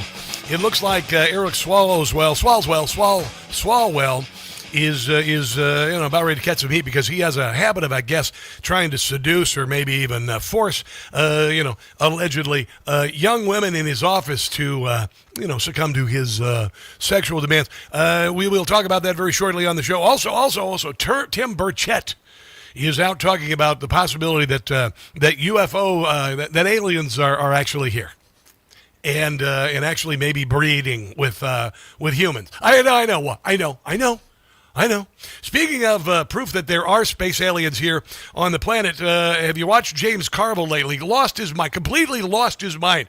Everything he says is an obscene screed about Donald Trump. I mean, foaming in the mouth, insanity. And Jim Gossett just put this together about James Carville as James Carville on the Rob Carson Show. TDS, James Carville has TDS. Woo. Well, I land in a psych ward, that is anybody's guess. I mean, it's for sure, I'm insane. Boom. I really can't explain why for Donald Trump I have so much disdain. I'm as crazy as a loon. I'm gonna crack up soon. It's expanding like a big balloon. It's gotten even worse. It's gonna be my curse. TDS, TDS, TDS. TDS, TDS. Is it derangement? I say yes. Whenever Trump is mentioned, I become a giant mess. He causes me such pain, pain I can't contain. Of my existence, he has been a bane, like Ellen and Rosie. In our brain, he lives rent-free, driven me as crazy as can be. It's something I can't shake. How much more can I take? TDS, TDS, TDS. Jim Gossett, you're only going to hear it on this show. The only conservative, I would say any political talk show in America that features comedy to make a point, just like I did with Rush Limbaugh for a very good part of my life. It's alive and well here, and only here, because the left can't be taken seriously anymore. Patreon.com, Jim Gossett Comedy. Patreon.com, Jim Gossett Comedy. Hour number 3 of the Rob Carson Show right ahead. If I were you, I wouldn't go anywhere. No blind rhetoric. No talking down to me. Don't tell me how to think. Don't tell me how to think. Don't tell me how to think. I trust Newsmax. Newsmax. They don't tell me how to think. They let me decide. Real news for real people.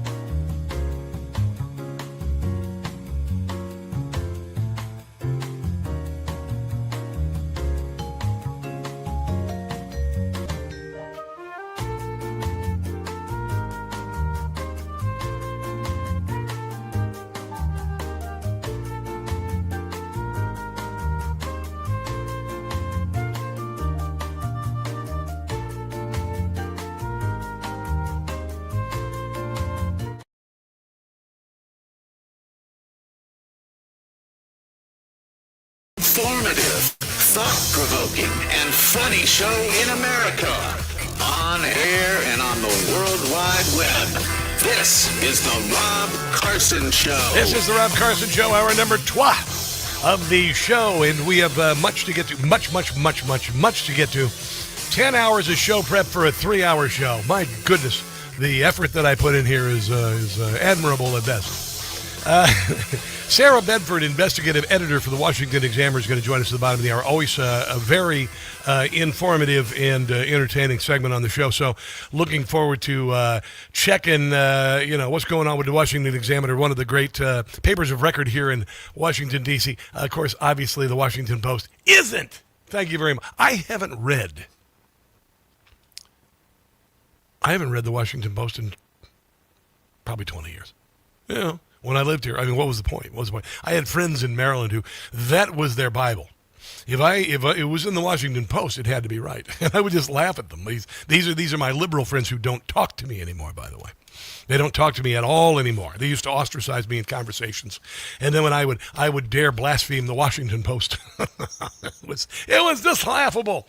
It was just laughable. So we'll talk to Sarah at the bottom of the hour. Abigail Spamberger lands at the bottom of Virginia governor rankings ahead of a gerrymandering vote because they're trying to steal representation from the state's Republicans. And here's the thing about Virginia.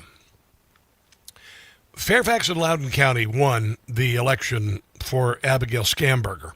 And I wouldn't doubt that there's all sorts of chicanery and bullcrap involved in the election. 100%. I don't believe. I'm not afraid to say it. I doubt the elections. By the way, Republican National Committee Chairman Joe Gruters said that the RNC and Right PAC have filed a lawsuit challenging a Virginia law that allows non-residents to vote in the state elections. Really, how did Abigail Spamberger get elected? People who have never lived in Virginia or lived in the United States should not be voting in Virginia elections. Virginia officials are ignoring the Virginia Constitution, allowing ineligible voters to cast ballots. The RNC and Right PAC are taking this action to enforce the law and ensure non-residents are not diluting the votes of Virginians. Virginia is a proud state. Virginia is an old state. I was born in Iowa, not an old state. I lived in Missouri, not a really old state. But out here, I mean, this state has been around since the 1700s, even earlier than that, Jamestown before that. And there are a lot of people here who hold very dear their patriotism and their love of the United States of America. The streets where I live are all named after Revolutionary War heroes. They still are. They tried to destroy them, but they're not. People are proud here. People are proud gun owners. People are proud constitutional conservatives, and they don't like this woke bullcrap that they pulled in Fairfax and Loudoun counties. Fairfax County was ground zero for woke nonsense. Fairfax and Loudoun County was where the FBI sent agents to go to school board meetings and write down license plate numbers of Americans who went to protest woke nonsense and LGBTQIA plus nonsense at school board meetings. Okay, so this is a very patriotic little state here. And people are really, really mad at Abigail Spamberger because she lied about who she was to become elected. And since the Democrats have gone into power here, they have proposed 80 new tax increases, even though Glenn Youngkin left the state with a $2.3 billion surplus. They want to tax dog walking. They want to tax any delivery to your home, your Amazon delivery, just getting an Amazon delivery. They want to tax it. They want to get rid of gas-powered leaf blowers. And if you buy a leaf blower that's electric, they want to tax you on that. It is insane. It is nonsensical. And this woman, I've already signed a petition to have her recalled. She needs to be recalled from office. And also what she's doing with sanctuary cities. She is allowing or telling the local law enforcement to not go after to not cooperate with ICE. Thus far, 75% of the murders in where I live, here in Fairfax County, have been committed by illegal aliens who had been arrested numerous times. So she is going down in flames. Nick Minach he works for ABC 7 locally, and he is covering this story about her. I mean, this is the most precipitous drop in popularity of any governor in modern history. Significantly since her election. Our Nick Minach joins us live with this story. So Nick, what seems to be behind Spamberger's declining numbers? Hey, Michelle, it seems as though Registered voters are concerned that Spanberger is not governing from the center. Yeah, she lied about where she was from. She never in her platform proposed 80 new tax increases. She never said she wasn't going to work with ICE. The Democrat Party has a platform. They have to present it to you before an election so you'll know who to vote for. They lied. This is an illegitimate regime. I'm going to tell you right now, I've talked to many legal experts about this, and I said this from the very beginning. You cannot decide on a platform and then unveil a new platform in office. This is why communists don't get elected. If they could do this, then a communist, well, I guess she is, the communists can say, oh yeah, we're gonna be in support of great schools, or we're gonna all of this, and then unveil all of this when they get in office. This can't stand. Or fulfilling her pledge to reduce the cost of living. Whatever the reason, these numbers send a very clear message. A new poll from the Washington Post and George Mason University shows Virginia Governor Abigail Spanberger's approval rating isn't where it should be so early in her administration. She's a crazy especially cat lady. After a decisive win last November. Yeah. I just think it's so exciting to have our very first female governor. Oh, that's really neat. I voted for a vagina. That's really brilliant. Been in office for 2.5 I wanted a vagina in office. months. How do you think she's doing? Great. Could you just be a guy and just say you're a woman? Honestly, really, is this really historic? You know, is it really historic? Former governor. You miss Glenn Youngkin? Absolutely. Last November, Spanberger won election with 57% of the vote. Yeah, because of Fairfax and Loudoun County, because government employees were starting to get laid off. By the way, good news on that. Government fraud and government employment is way down, which is good for government employees because you can work in the private sector. It's absolutely awesome. The federal government shed 18,000 jobs in March, down to 2.66 million, the lowest since 1966. That's why she's in office, because government employees who, by the way, left to work from home during COVID and never returned 95% of the time, suddenly had to go back to work, and those who didn't go back to work were relieved of duty. That's why they voted for this crazy cat lady. Right now, while 47% of voters approved of the job she's doing, 46% do not, which UVA political scientist Larry Sabato says is bad news. A drop of that margin is stunning, and it should be greatly disturbing to the governor and the governor's staff if it's repeated in other surveys. Some Democratic strategists tell 7 News internal polling shows the same trend.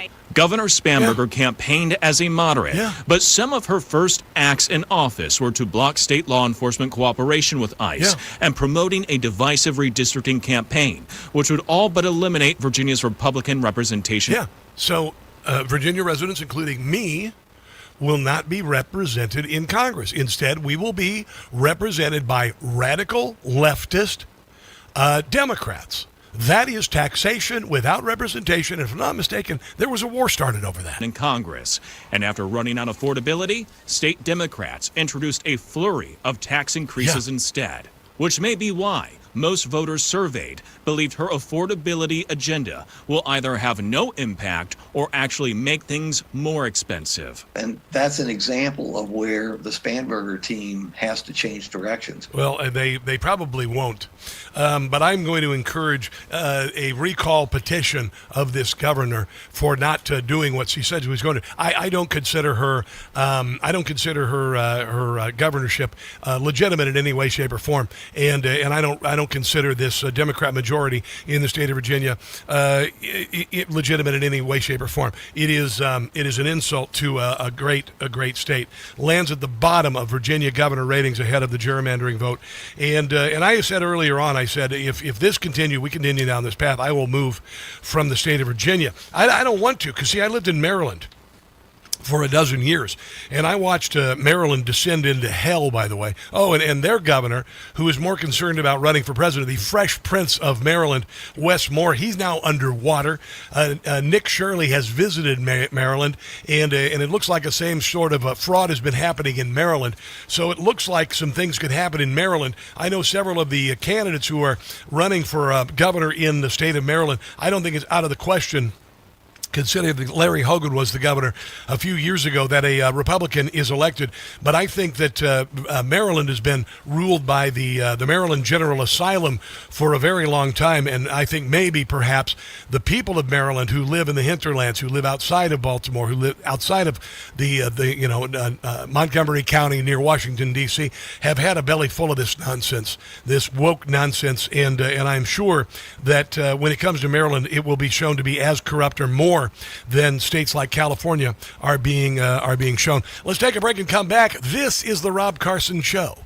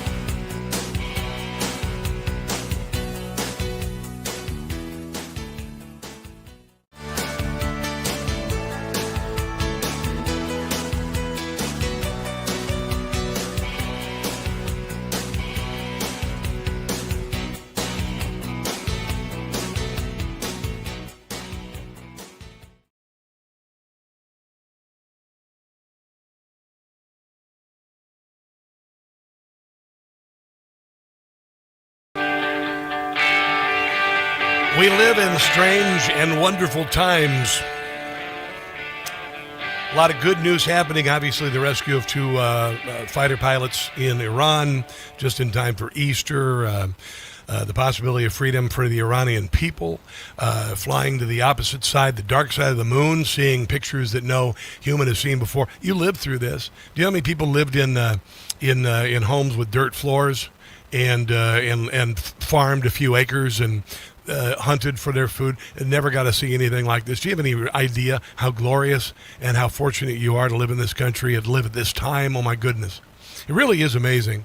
It really is amazing. I never lose my sense of wonder. I look up at the sky. I look at this phone in my pocket here that I can do so much with. You can access. I've got the Library of Alexandria times a million right here. We have a million ways. You used to sit around a fire if you're lucky and read a book. And that was your entertainment after a long, hard day of trying to feed your family. And tonight, you can go home and you can watch 10,000 movies. You can choose 10,000 movies or documentaries or any side of streaming content or play any sort of online game or interact with anyone in the world. I've got a good friend I've known who lives in Japan. He's been in Japan since we graduated from college, and I can just talk to him whenever I want. Just text, "Hi, Greg, how are you?" There's no space between us. There's no space between us at all. It is remarkable. But one of the weird things that's happening right now is a lot of talk about how we may have been visited by aliens, space aliens. Now, I've got a lot of thoughts on this. I put a lot of time into it. I like to, and without getting too much into the weeds, because I can get into the weeds on this. I know my stuff. I'm a total science geek. You have no idea. If, in fact, the universe is 15 billion years old, we exist on in the time spectrum of the universe, an eyelash on a 10-mile stretch of highway. That's where we are right now. So other civilizations could have come and gone a billion years ago, which would mean that they've gone through some of the same progression we have, started sending radio waves, broadcast waves, etc. into the universe to travel at the speed of light to wherever. So you would think that there is other life in the universe, it would be teeming with the communications of those beings. But there's nothing. There's nothing. We hear nothing. Which makes me wonder if we are alone. There's a movie, Contact, came out years ago. One of my favorite movies, Carl Sagan book. And, if we're alone, it would be a terrible waste of space because we exist on not even a grain of rice. I mean, we're so tiny. I mentioned that the furthest distance from the Earth, which we just experienced, a round trip is going to be 685,000 miles. It takes light 3.6 seconds to go that far.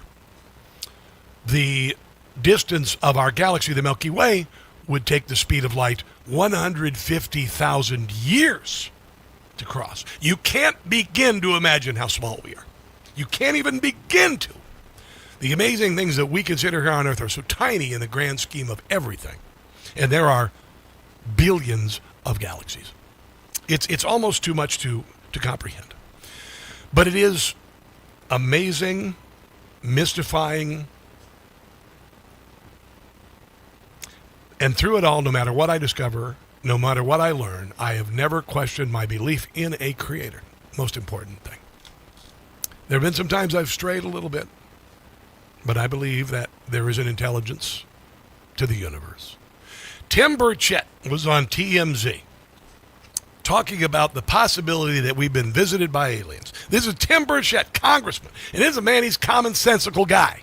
He echoed the same thing he said with Rob Finnerty on Newsmax last week. Listen to this. What I want to make sure I'm understanding is a member of our government has told you and others, I guess, that there is a form of alien life and machinery which maybe brought this living creature here that interacted in some form with people? Yeah, they have, and they've. It's pretty wild. I know, but I'm just. This explains Rose DeLauro and James Carville. Telling you, I'm not going to lie to you. I'd take a lie to tell you. You won't put me on a polygraph, I'll take it. But this is what the guy told me. I mean, I've had a very high-ranking naval official describe. I've talked about this before. underwater craft, something big as a football field, moving at over 200 miles an hour. And there's no fish in the ocean that would do that. We don't even have a sub that'll probably do 40 miles an hour under the. And the last thing he said before he left my office was, it was kind of weird because he didn't go out he went out the side door, which nobody ever uses. And he looked at me, he pulled me up close, he said, "Tim, they're real." And that's the last thing he said to me. Okay.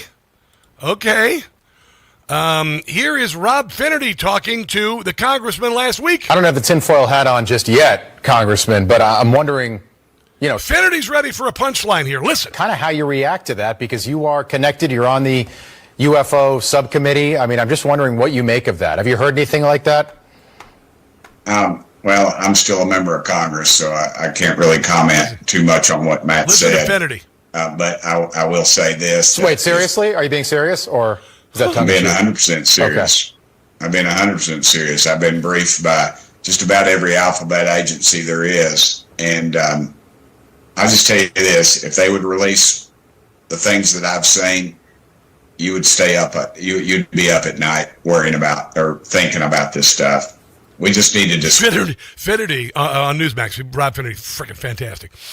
He's gobsmacked. Closed and all. I'm sick of it. Well, I was briefed. I'll just tell you this. I was briefed last week on an issue, 2 weeks ago, and it would have set the earth on. This country would have come unglued, I think, if they would have heard all that I heard. They would demand answers, and we need to. But it's never going to get. Unfortunately, it just keeps getting covered up. Well, I know. I'm the same way. Israel Space Authority ex-member told MS Now this. Chaim Eshed is making the extraordinary claim that the United States and Israel have been in contact with a group of aliens for years, not immigrants, but extraterrestrials. He has called them the Galactic Federation of Aliens, and he says President Trump is aware of the existence and James T. Kirk has had sex with all the females of these aliens and had been on the verge of revealing their secrets, he claims, but was asked not to do so by the Federation in order to prevent what he calls mass hysteria. Well, the retired general says the US and Israel have kept it from the public because, quotes, humanity isn't ready and the aliens don't want to reveal themselves until humanity can evolve, he says, and understand what space really is. Mind kind of blown.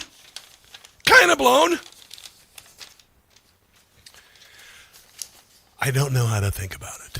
I've spent a lot of intellectual currency on this issue over the years. I have read copious volumes about this. And it's always been conspiratorial to think about it. My mind is still not made up, to be quite honest. I wouldn't understand why they would not want to keep it from us, why they would keep it from us. I don't think that other life in the universe is going to shatter my belief in a creator. I'll just tell you that. Maybe that's one of the issues. Anyway, some things to think about. Well, with one eye open as you try to fall asleep tonight. All right, we're going to take a break and come back more with Sarah Bedford from the Washington Examiner on the other side of the break. Don't go anywhere.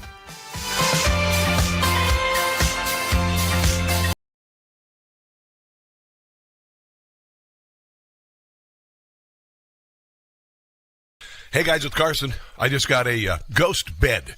Yeah, no, pay attention here, because I've been sleeping on a foam mattress since I moved to the Washington, D.C. area, which is like sleeping on the sponge in your sink.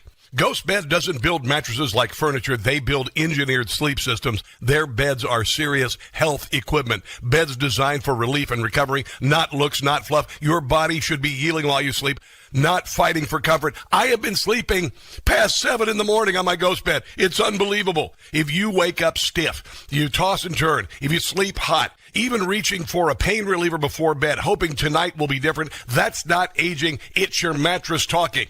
Another great thing I love about GhostBed, you get 101 nights to try it at home. If you don't like the difference, you can send it back risk-free. GhostBed is offering my audience their lowest prices of the season, plus an extra 10% off. Go to ghostbed.com/Carson. Use promo code Carson. That's ghostbed.com/Carson, promo code Carson. You are going to love your new GhostBed.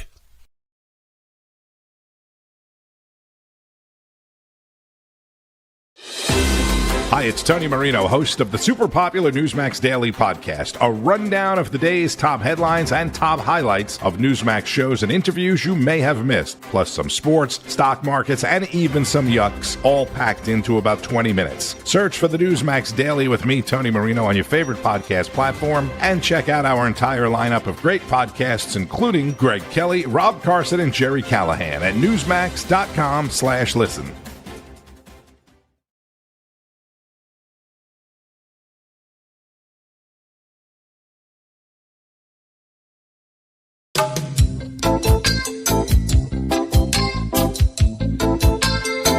Stupid Khomeini's son was not his number one.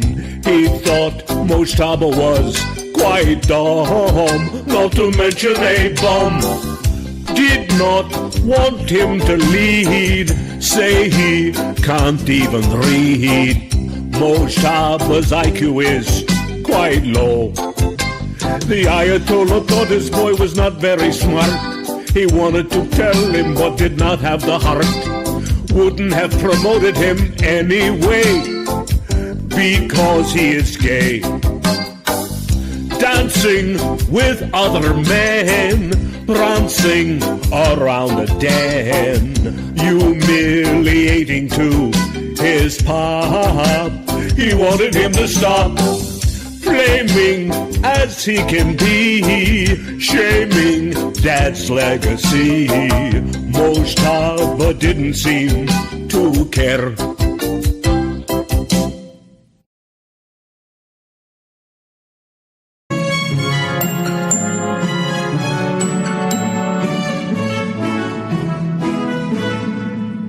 Hello, mullahs, they are pleading for Trump to stop their bleeding. They are bombing Tehran daily, and we fear you if you are Israeli. Dearest Allah, darling Mullah, how's my sister? How's Abdullah? America is coming for us. Though the staff at CNN, they still adore us. U.S. forces, there's no stopping. As the bombs continue dropping, we are frightened and is showing as our fear of destruction keeps on growing. Hello, Mullah. Hello, Fatwa. The water we're in is quite hot. USA is out to get us. We'll be in pieces like shredded lettuce. It looks like our demise has finally met us.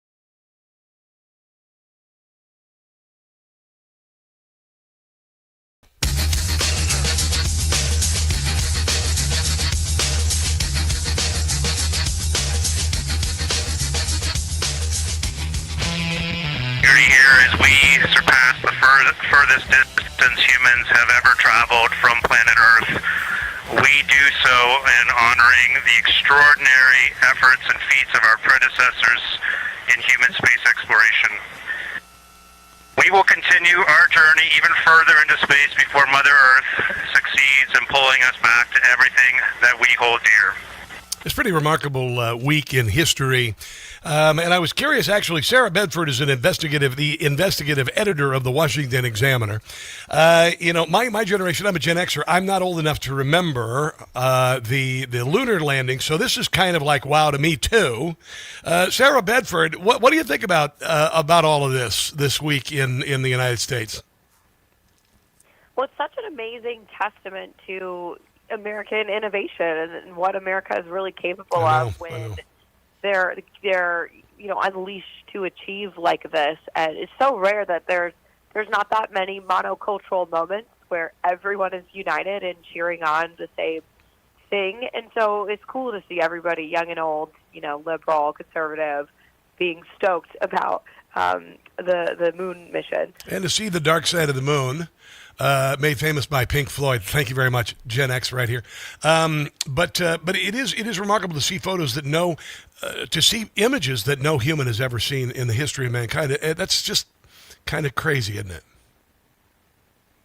It is. I mean, for so long, the space exploration just wasn't anywhere near the list of top priorities for the U.S. Yes. NASA was sort of defunded, and anyone who talked about wanting, a moon base or more space exploration was kind of written off as a loon. But here we are celebrating this achievement. Have you watched Tim Burchett lately talking about how if we knew the things that Congress did about space aliens, we wouldn't be able to sleep at night? Have you been paying attention to this at all? That kind of thing has always freaked me out. I don't like to think about alien invasion. I know. It's like I've seen too many movies where it ended very poorly for mankind. Although in Independence Day we came back and kicked their butts. Did you see, by the way, off subject, did you see out of nowhere the gift to the Nutella company from NASA that happened in space? Did you see that when it happened? I did not. What happened? So we're watching this, and Nutella you like Nutella, right? Who doesn't like Nutella? Dear God in heaven. It's fantastic. So in the middle of the live shot from NASA floats a jar of Nutella that one of the astronauts got. And Nutella froze frame it and put it up on all social media. The greatest advertisement for Nutella that could ever exist. For real, I bet they were high-fiving each other in corporate headquarters. That's fantastic. Oh, God. I can't have Nutella in the house. It's just crazy. Let's move on to other stuff. Abigail Spamberger's precipitous fall from grace after basically lying to become elected, getting a lot of support, obviously, from Fairfax and Loudoun counties, and now lands at the bottom of Virginia governor rankings ahead of this attempt to gerrymander the state of Virginia and eliminate Republican representation. What are your thoughts on this, Sarah? Well, I think that the fact that her popularity is tanking doesn't surprise me, but it does surprise me how quickly that happened. And it shows that more people are paying attention because the policies that she started implementing on day one after her inauguration are just totally different from what she ran on. She ran on affordability. She ran on being a unifying force and a centrist and someone who would represent more or less continuity with the moderate Republican governor who just left office, Glenn Youngkin. She did not position herself as someone who was trying to take the state in a different direction because people were mostly happy with how things were going under Youngkin, who was term limited. And so, it's crazy to see how quickly that's happened. She's only been in office for 3 months. In fact, I think it's actually less than 3 months. And yet her favorability has taken a sort of historic nosedive. Well, she came in because Trump had entered office. He was getting rid of a lot of government employees. Right now we have the lowest number of government employees since 1968. Fairfax and Loudoun County loaded with those employees. 94% of government employees left work after COVID and never came back. Donald Trump said, get your butt back to work. So there was a lot of that. Fairfax also known for its wokeism in its schools. They've lost a lot of, it was ground zero for parents going to school board meetings and being tracked by the FBI. A lot of weirdness there. All of that happened. And here comes Spamberger. She gets into the office of governor and does this. And what I'm wondering about, Sarah, and I said this from day one, you cannot as a party present one platform and then unveil another platform when you're in office. This way, the communists could say, "Oh yeah, we want low taxes and a closed border," and get into office and then unveil, "No, we're the opposite of that." So I don't think it's. I don't. But who am I to say? I don't think her election and her governorship is legitimate.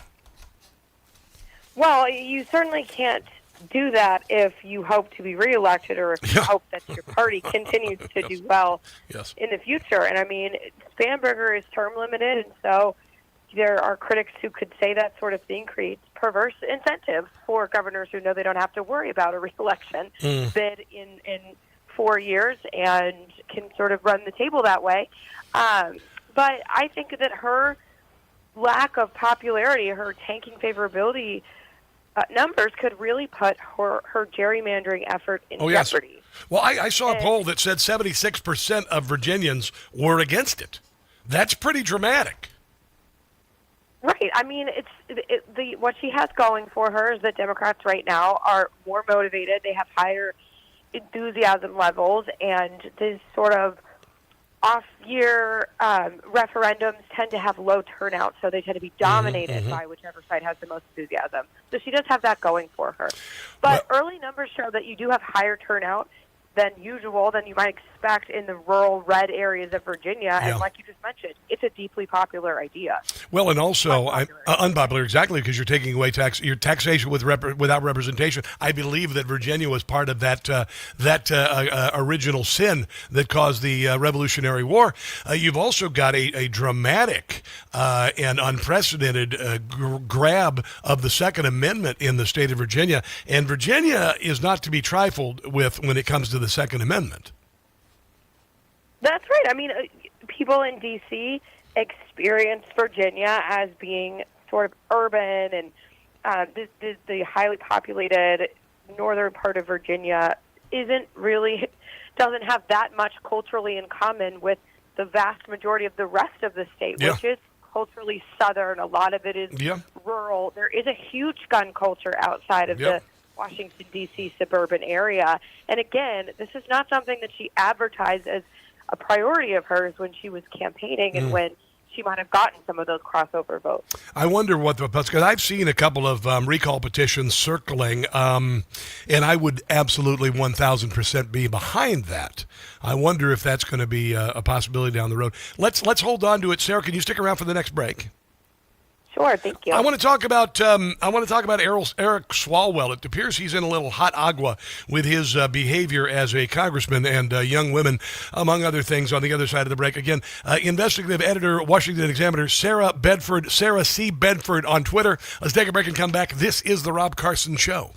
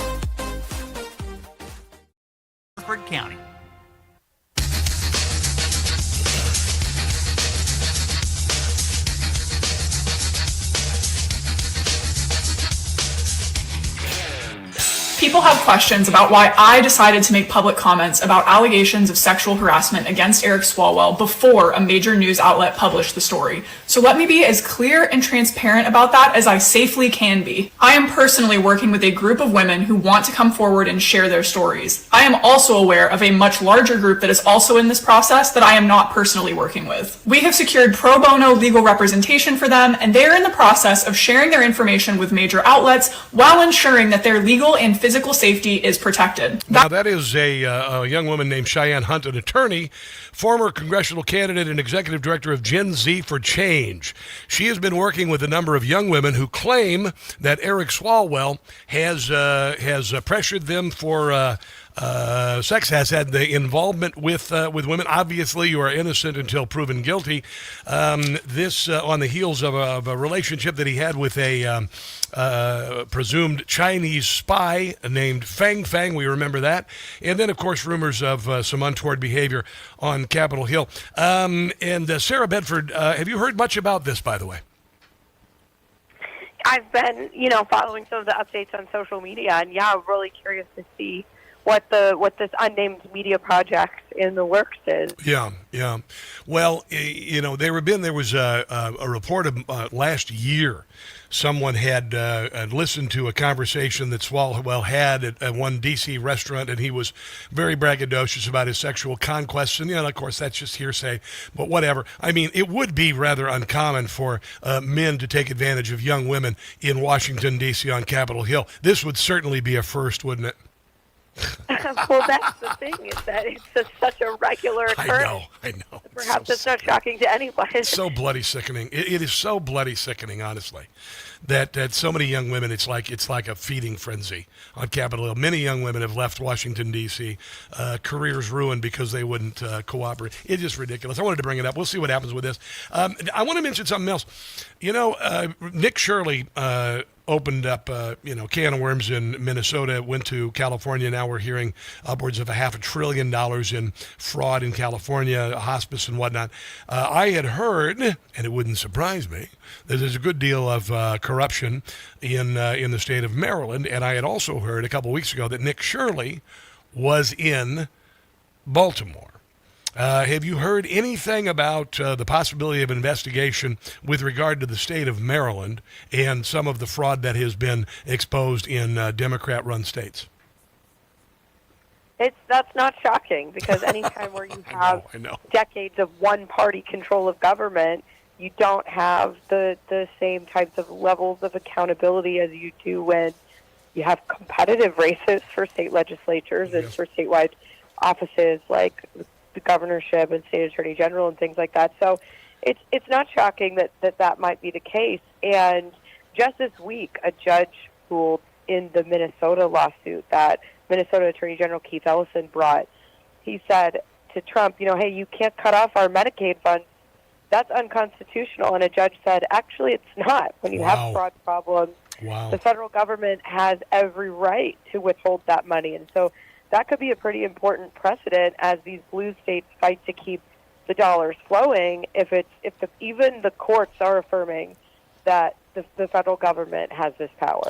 Did you see also that Wes Moore, I like to call him the Fresh Prince of Maryland, who spends more time in Lake Como with George Clooney than he does caring for the people of the state of Maryland. Of course, we also know the Key Bridge, 2 years down, about 100-yard part of that expanse has been rebuilt.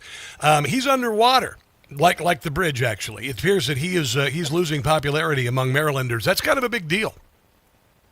It's certainly a big deal if, as is rumored, he has 2028 aspirations. And there's already some black marks against his record, some of which has to do with him being credibly accused of having embellished or even fabricated parts of his resume and personal history. I mean, that's the sort of thing that especially presidential primary voters don't look too kindly on. I'm just hoping that, I lived in Maryland for a dozen years and watched the Maryland General Asylum propose things like taxing you for the square footage of your roof for the amount of rain that fell on it, because it might affect the Chesapeake Bay. Just idiotic, nonsensical BS. And watched Maryland descend into it. Do you live in Maryland or Virginia or D.C.? Where do you live? Yeah, I live in Virginia. You live in Virginia. What was once known as the Free State of Virginia. Well, I know. And listen, I used to drive across the Potomac and look at Virginia as Oz, because it was just beautiful compared to Maryland. I mean, I in Germantown, Maryland, where I used to live, the mall that I used to take the kids to has been abandoned for 10 years. It's still abandoned. And that's Maryland. It's a metaphor for Maryland. Frederick, Maryland, has really descended. It used to be a vibrant, wonderful, artistic kind of cool community, and now it's not the same as it was. Virginia, unless they get it turned around, I'm afraid is going to go down the same path. I hope not, Sarah Bedford. That's certainly a risk. And, I think people are waking up to that reality. I do too. More than any time in previous years. I think the quality of governance and the failure of Democratic governance in particular has become a sort of live issue for voters who look around and say, you know what, it doesn't need to be this way. I mean, look at Trump. He's proven you can just do things if you want to govern well. And I think Democrats are going to start, especially in 2028, facing more calls for accountability for their governing failures. Yeah, 100%. All right. Well, I appreciate you being a real delightful conversation. I really enjoy having you on, Sarah. Washington Examiner, of course, is a great news source. Where can people find your work and the great work of the Washington Examiner? Thank you. Yeah, you can find all the work of the investigative team at WashingtonExaminer.com. All right, very good. Have a glorious weekend, and keep our fingers crossed for what happens in Iran tonight. Let's take a break and come back. This is the Rob Carson Show.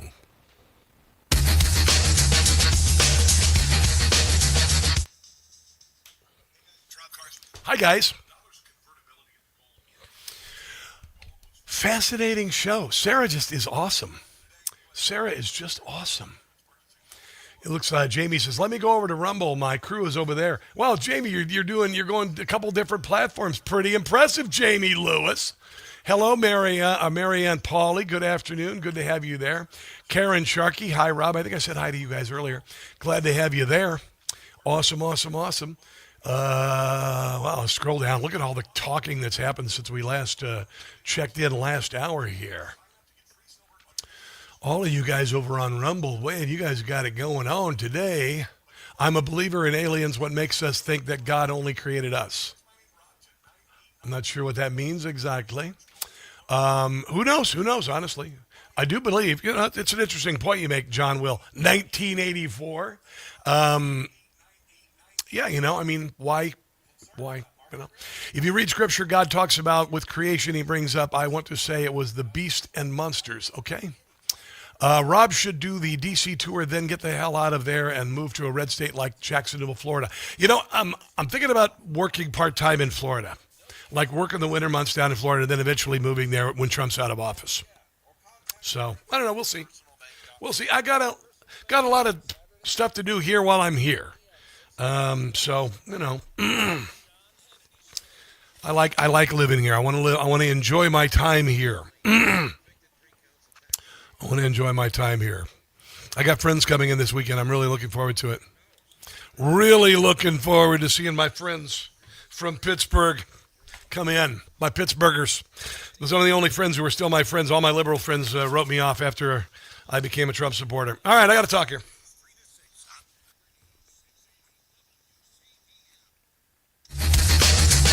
You have a 410 here. Okay.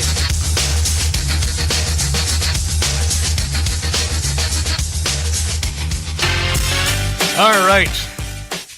We had a pretty darn good show today. Sarah Bedford was great. Doug Burns earlier. Blaine Holt. My gosh. What a great lineup. I want to thank Redneck MacGyver, Ken, my producer, and the booking staff at Newsmax. Don't get enough credit. It's not fun to book guests. It sucks. Booking guests sucks. It's a terrible job. But you guys do it. You're doing a great job. So thank you. I want to tell you that right now. Thank you. Thank you also to our social media team and Ralph, our new boss. He's fantastic. We got a hell of a team here. Things are growing out of control, growing with this show. And we're going to be adding radio stations and more streamers and all of this. Why? Because we're the only show that entertains, informs, motivates people to do good, and uses humor to make a point. Nobody else does it. And the reason being is because conservative comedy is ascending because the left can't be taken seriously anymore. It has never made more sense than right now, for conservative comedy. Gutfeld is an example. My show was around 3 years before Gutfeld. Rob Carson's What in the World. And last weekend, I wore a pink bunny suit, for God's sake. When the dollar's convertibility into gold ended in 1971, gold was fixed at $35 an ounce. Fast forward to today, the U.S. dollar has lost 85% of its purchasing power. This is why a new car on average costs $47,000 freaking dollars, and a new house costs $420,000. And we're $39 trillion in debt. Meanwhile, gold has increased in value by 12,000%, literally 100% in the last 3 or 4 years. 2,600, it's 4,600 now, just a year and a half ago. Central banks are buying it. Big firms like Vanguard and BlackRock are buying it. It's great to have in your portfolio. It's not your entire portfolio, but it's good to have there. Why not? It's been valuable since the day we dug it out of the ground. But it starts with education. Birch Gold just announced their Learn and Earn Precious Metals event. This free event rewards you for learning the basics of investing in precious metals. Sign up, get free silver on your next purchase, get even larger incentives as you go. The more you learn, the more you earn, but you got to do it by April 30th. You got to do it now. It ends April 30th, so do it today. Okay? Text my name, Rob, to 989898 to join Birch Gold's Learn and Earn Precious Metals event by April 30th. Text Rob to 989898 today. There you go. And also, I want to mention this one more time. This is the 250th anniversary of our country's birth. We fought hard to get Donald Trump into office after they stole an election, after we went through hell, after they censored us, everything. I moved here to be here to bring this place to you. Now I want you to come join me here this fall, October 25th through the 29th. It's going to be the trip of a lifetime. If you've thought about coming to Washington, D.C., if it's on your bucket list, there's no better time right now. The city is clean, the crime is low, and it's glorious. Come and join me. Travelwithrob.net to book your DC getaway. It's going to be 5 days and 4 nights, staying downtown. We are going to enjoy some great meals. We're going to see all the sights. If you've ever dreamed of seeing, I still get goosebumps when I go to the Washington Monument or the Lincoln Memorial, and I remember Martin Luther King Jr.'s words on those steps, looking out over the reflecting pool. You will be there with me. We will share this together. So, travelwithrob.net. Get on it today. Book it. It's historical, and it's going to be glorious. I'm taking days off work to be with you. You got me here. Join me here. Travelwithrob.net. God bless you. America is founded. And God bless our soldiers tonight as they go after Iran. And until tomorrow, which just happens to be Wednesday, do not catch the stupid. I'll see you then. Information. Truth is freedom. Is Newsmax. It's real news for real people.